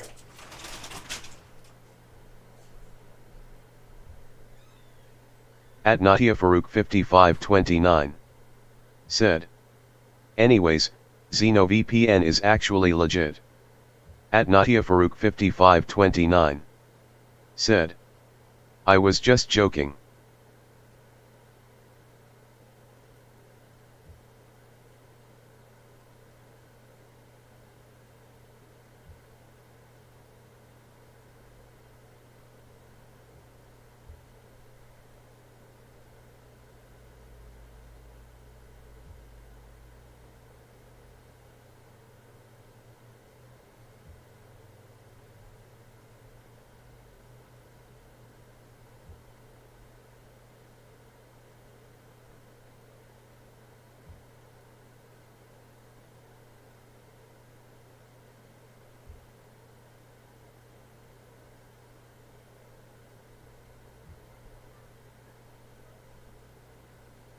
At Nadia Farouk 5529 said, "Hello."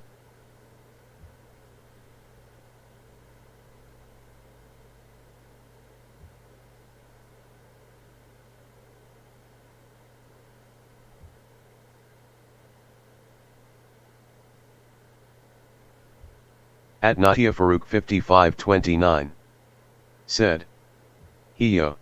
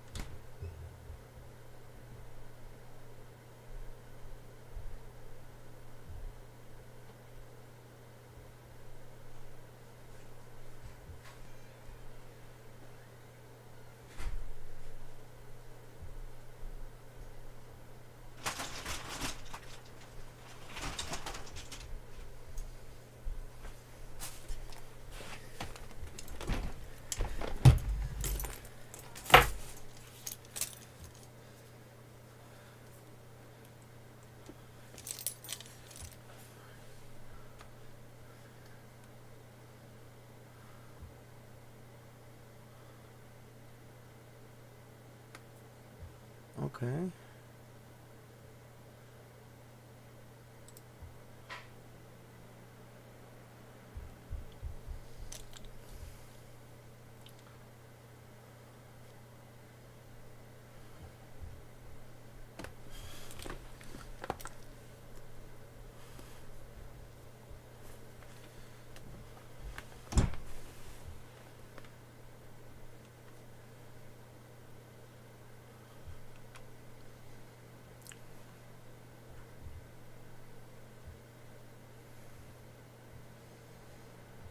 You still here, Nausea?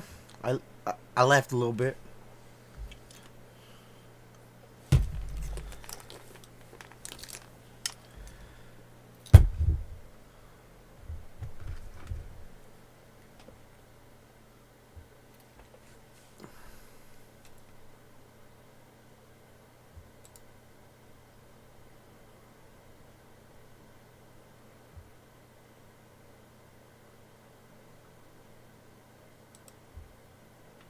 I don't know what's going on here.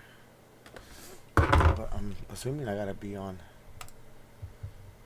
The internet is the biggest wealth creation engine to ever exist. Sadly, only a relative. As the Raiders continue with their head coaching search, we continue to get to know some of the candidates. That plus more coming up on Wednesday's edition of the Locked On Raiders podcast for January 14th, 2026.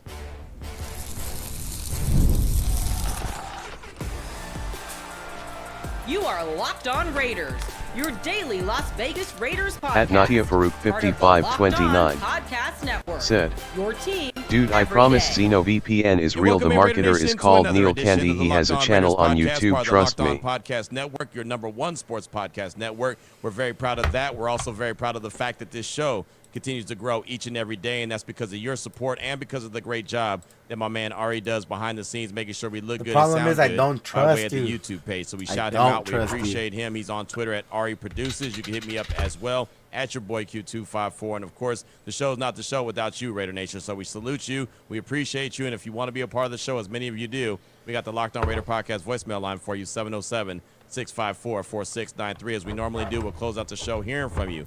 Calls, texts, a lot of great feedback, a lot of great conversations that we've had over the past, handful of days, even the last week and a half or so, ever since the regular season got wrapped up. So we'll definitely get as many calls and texts in coming up to close out the show.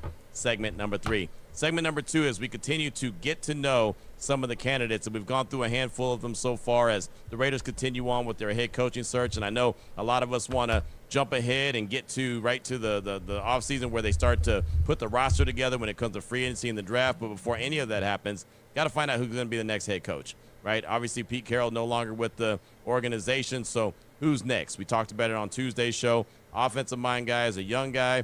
Could it be a veteran coach that's been there, done that, has got some skins on the wall and a resume to prove it, like a Mike Tomlin who stepped down on Tuesday from the Pittsburgh Steelers?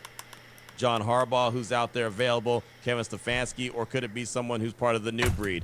Young guys offensively, young guys defensively. Well, we'll take a look at the L.A. Rams. The Raiders made sure that they dipped into the Rams pool of candidates. Sean McVay, that tree, anyone who coaches under him, they're a head coach in the waiting, right? That's what it seems like. So Nathan Shieldhouse, he's a guy. He's a passing game coordinator right now. He's one of the candidates that the Raiders have interviewed or have a request for an interview. Offensive coordinator Mike LaFleur, another guy, and defensive coordinator Chris Shula. So Greg Beacham from the Rams reporter for the AP, he actually joined my radio show on Tuesday, and we had a good 15, 16-minute conversation, all things Rams, Sean McVay, what makes him such a really good coach, and why do so many successful coaches come from his tree. But I really just want to focus in on those three guys, Shieldhouse, LaFleur, and Shula. So you'll hear that part of the conversation in segment number 2, just to get a little bit familiar with some potential candidates that the Raiders could really be focusing in on when it's all said and done. Here in segment number 1, news and notes of the day. We'll jump right into it, and we'll start out actually talking about one of the Raiders' current coaches that is getting some more requests to interview, and that's defensive coordinator Patrick Graham. I know that nobody's going to sit there and say that Patrick Graham was a fantastic defensive coordinator. No one's going to say that the defense was stellar this year or really any year that he's been the defensive coordinator for the Silver and Black, but he has got attention across the league. He has done the best job that he could with what he was working with. This year it was really kind of difficult to see what was his and what was Pete Carroll's, but whatever. I mean, he's a defensive coordinator, so he owns that. But on Tuesday, the Dolphins requested an interview with Patrick Graham for their head coaching job. So that's another job that he's, got a request in for. Obviously, he'll go interview for that position. He's a current defensive coordinator, so the Raiders can't block that you still even if got they wanted 8 minutes. to, because that's I only obviously an needed you for upgrade 10. from that DC spot. And remember, the Commanders already interviewed him for their offensive coordinator position. So again, it's not like he's got interview requests from every single one of the openings that are out there, and there's plenty of them. Matter of fact, there's 9 currently as we speak. He doesn't have all that, but he does have the interview under his belt with the Commanders for their DC job after they moved on from their guy. And now the Dolphins head coaching job since they've moved on. And again, it's interviews, it's opportunities. Doesn't mean he's going to get it. Doesn't mean that he's out the door with the silver and black. But I think that if any of the coaches that are on the current coaching staff for the Raiders were going to be retained, I think we'd probably know it by now. Vinny Bonsignore had asked John Spytek at his press conference last Monday, as what's going on with the other assistant coaches. And Spytek, he did not say anything. He said he kind of rather declined on speaking on them right now, but they all know where they stand. As far as I'm concerned, they're all free to find employment elsewhere. But again, whoever they end up being the head coach will make the final decision on who he wants on his staff and who he doesn't. On Tuesday, I talked about in segment number 2 what I was thinking and what direction I was going as far as what I wanted the Raiders to do with their head coaching position. And I talked about a young-minded offensive guy, and I gave every reason why I thought that was a good example, especially and a good reason, especially since we all believe Fernando Mendoza is going to be the number 1 overall pick. Pair that young offensive mind with the quarterback, and then you don't have to worry about losing him to another job. And I know some people will be like, hey, man, the Raiders have been so long since they've been successful. Who cares if they lose a coordinator to another organization because they've been successful? At least that means that they're playing really good, something they haven't had. But keep this in mind. On Tuesday, the Eagles decided that they were going to move on from their offensive coordinator. They didn't fire him, but he's not going to be the OC next year. So going into 2026, the Eagles, the defending Super Bowl champs, who obviously won't be the Super Bowl champs this year as they lost to the 49ers in Wild Card Weekend, they'll have 5 offensive coordinators in 5 years.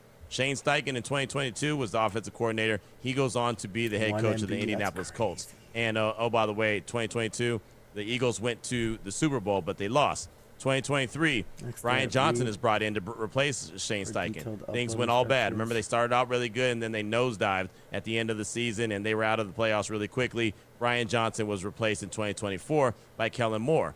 The Eagles go on to the Super Bowl. They win the Super Bowl. Kellen Moore gets plucked from the Eagles, their coaching staff. He goes on to be the Saints head football coach. So now Kellen Moore is in New Orleans. So then Kevin Patullo comes in 2025 as the OC. And obviously that didn't work very well, as, like I mentioned, they've moved on to the point where he won't be offensive play caller in 2026. So Steichen in 22, Johnson in 23, Moore in 24, Patullo in 25, and then who's going to be there in 26, we don't know. So that's why I said I thought it made more sense for the Raiders to go with the offensive-minded head coach, so you don't have that type of rotation. Can you overcome it? Sure. The Eagles went to the Super Bowl multiple times in a couple years, right? Shane Steichen in 2022, Super Bowl. Kellen Moore in 24, Super Bowl, and they won it. So you can do that, but why put that quarterback in that position?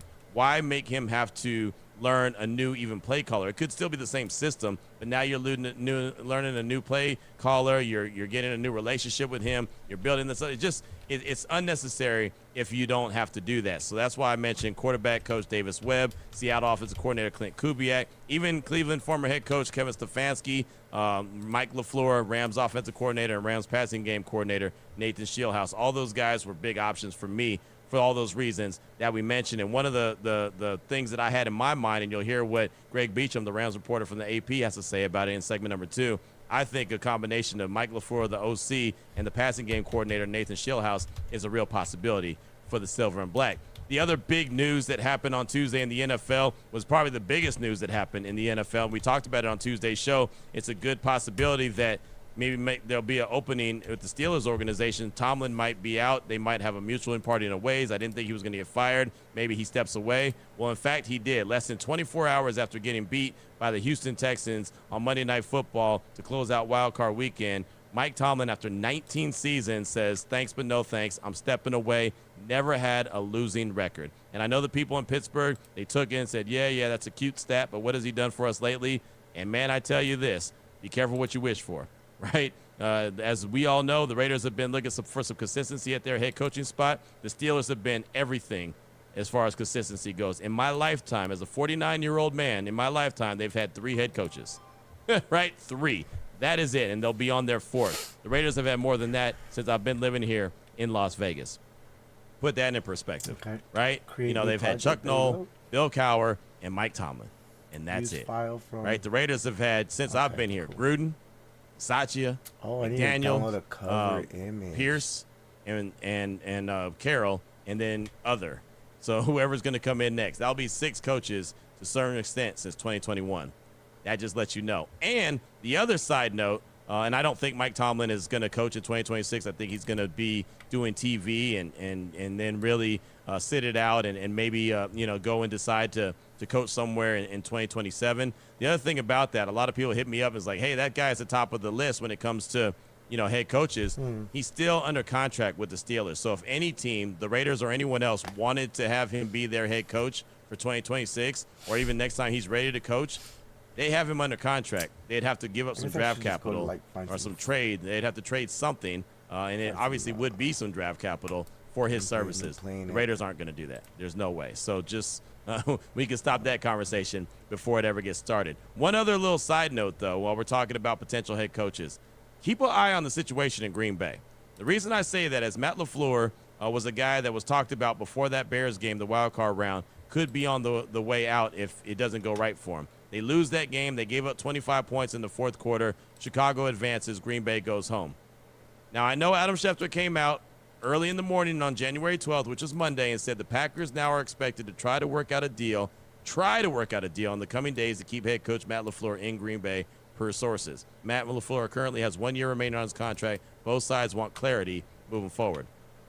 Now, again, as I say all the time, by the time you're listening to this, there could be a resolution. But it's almost 48 hours later, and there's no resolution. It shouldn't be that difficult. So, again, I'm just going to say keep an eye on Green Bay in that situation, because if Matt LaFleur becomes available, then that's another conversation. That's another name to add to the offensive coordinators or the offensive-minded guys that could be potential head coaches for the Raiders. And I think Matt LaFleur is a really, really good head coach. So, just, again, I'm not saying it's going to happen. Just keep it in mind and pay attention to that situation. But what I do know that's happened is the Raiders have requested to interview 3 different coordinators for the Rams. Chris Shula, their DC, their offensive coordinator, Mike LaFleur, and their passing game coordinator, Nathan Shieldhouse. You'll hear about them coming up in segment number 2 of today's Locked On Raiders podcast. Before we get to that, though, I do want to tell you about one of the great sponsors we have on the show, and that is Gusto. Let's be real. No one starts a business for the joy of calculating tax withholdings or managing payroll spreadsheets. That's where Gusto comes in, to take the stress out of payroll, benefits, and HR so you can focus on running your business and supporting your team. Gusto is the all-in-one, remote-friendly payroll and HR platform that makes managing your team simple, transparent, and fast. So whether you're hiring, onboarding, or paying employees, Gusto helps you do it all from one place without the hassle or hidden fees. Gusto's automated tools like offer letters, onboarding materials, and direct deposits will save you hours every single week. Right now, try Gusto today at gusto.com/LockedOnNFL and get 3 months free when you run your first payroll. That's right, 3 months of free payroll at gusto.com/LockedOnNFL. One more time for the folks in the back row, gusto.com, gusto.com/LockedOnNFL. Hey, it's Matt Derry from the Locked On Lions podcast. The people I love depend on me. If I'm gone, the financial responsibilities don't disappear. Didn't want my family figuring things out during the hardest moment of their lives. I don't have any gameplay. That's why I knew only one place to go. I chose life insurance through my friends at Ethos. Ethos makes getting life insurance fast and easy. 100% online. You can get a quote in seconds, apply in minutes, and get same-day coverage. So there's no medical exam. You just answer a few simple health questions. You can get up to $3 million in coverage. Some policies are as low as $30 a month. I love the folks at Ethos. Protect your family with life insurance from Ethos now by going to ethos.com/LockedOnNFL. In as little as 10 minutes, you can get the free quote and up to $3 million in coverage at ethos.com/LockedOnNFL. That is ethos.com/LockedOnNFL. Ethos.com/LockedOnNFL. Application times and rates may vary. All right, Raider Nation, here we go. Segment number 2 of today's Locked On Raiders podcast. Really happy that I was able to get Greg Beacham, a Rams reporter from the AP, on my radio show on Tuesday to talk all things Rams, as the Raiders have dipped into the coordinator pool there in the Rams organization multiple times this coaching cycle, right? Sean McVay's tree spreads large and wide across the National Football League, and the Raiders have noticed that, and the Raiders, John Spytek and Tom Brady, have definitely made the call to go ahead and interview those different coordinators. Nathan Shieldhouse, passing game coordinator, OC Mike LaFleur, and defensive coordinator Chris Shula. So we started out the conversation. I was asking about Nathan Shieldhouse, what he does right now currently as the passing game coordinator, and is it more likely that he'll become an offensive coordinator or a head coach in this year's coaching cycle? He's 35, but he's not, he's not a kid. He's done a lot of coaching in his time. The last 2 years, he's been in charge of the thing where he goes in and he puts together the game plan. Sean the offensive coaches talk. Sean describes what he wants to run that week, and then Nate goes in and diagrams the plays, puts them in a book, and distributes them to the players on Wednesday morning. It sounds like a clerical job, but it's actually a really good way to learn everything you need to know about what Sean McVay does and what he likes to do. How that translates into being an offensive coordinator is pretty obvious. How that translates into being a head coach is way less obvious. He's never been a head coach. He was an offensive. All right.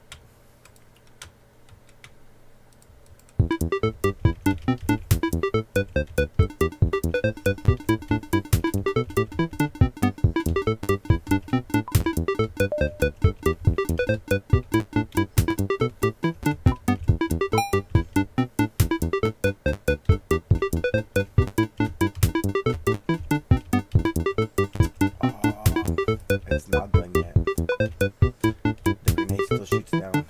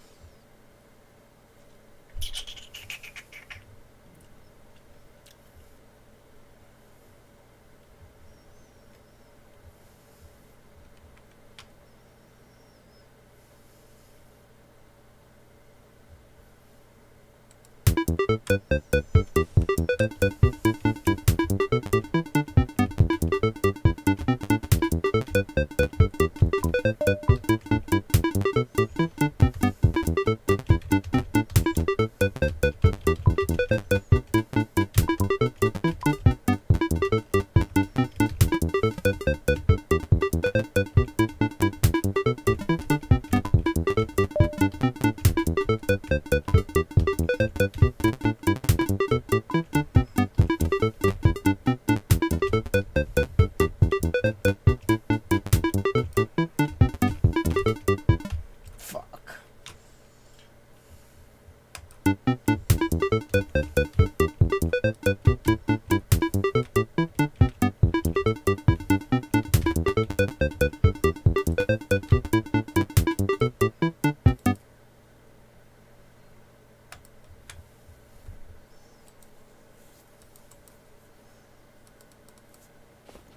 Do I got the equip it locker?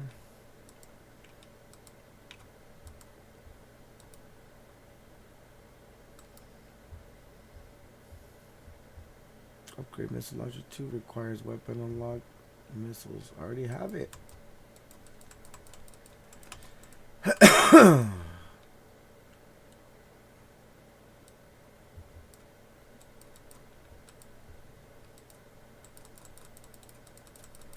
Okay. So let's fix that. Okay.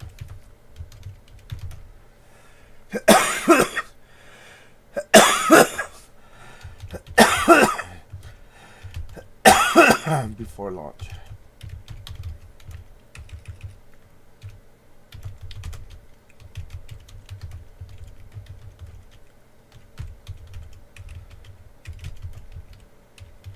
I'm not a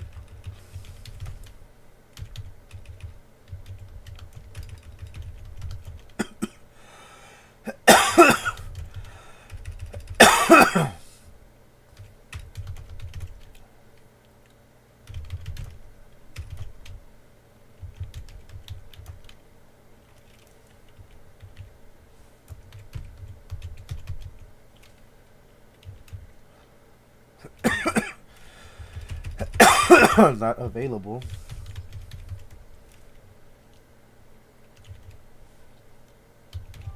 Fix that.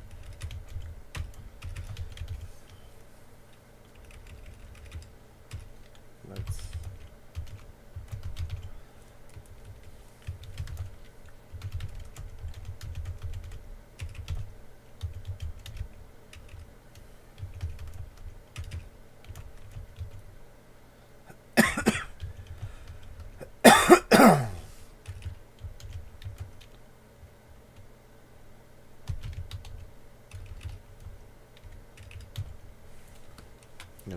let's see, actually. Test range, grenades, start.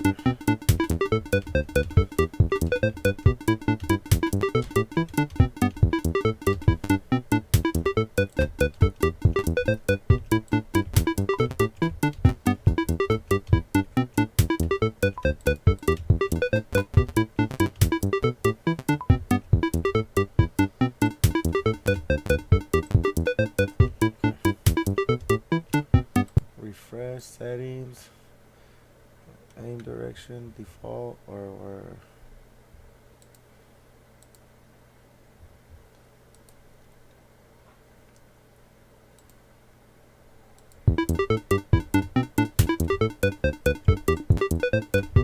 so that works.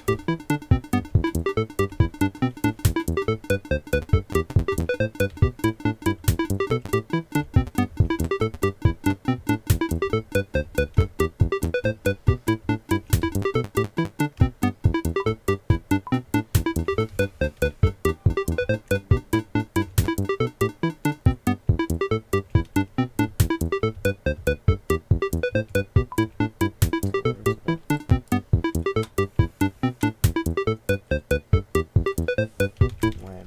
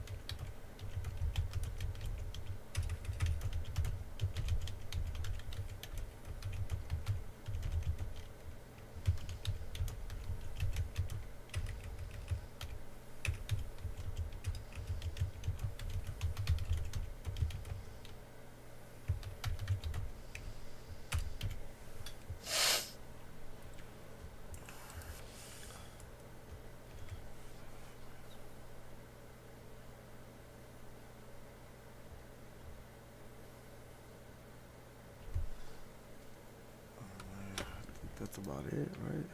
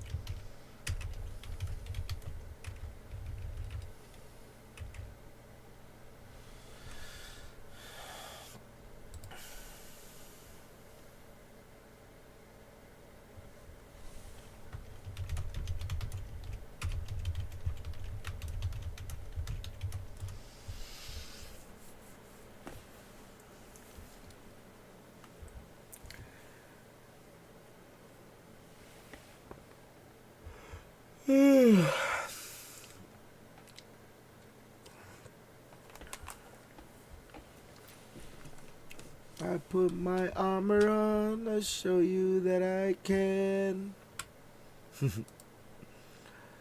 Alright, let's go back to the coordinator at Iowa State for a year.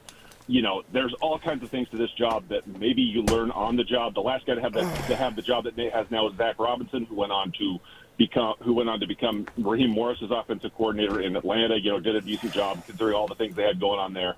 So I don't know. It just depends on how he does in the room once he talks to the front office, whether it's the Raiders or the Ravens or whoever he ends up talking to.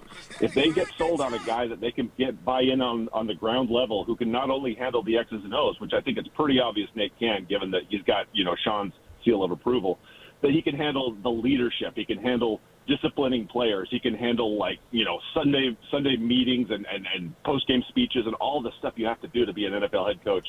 If he can convince a front office that he can do that, this is a great time to buy in low on a guy who has an extremely high ceiling. Well, the guy who is the offensive coordinator is Mike LaFleur, and we know obviously his brother is in Green Bay, Matt LaFleur. He is the OC right now, so it feels like the next step is obviously a head coaching job. What can you tell us about Mike?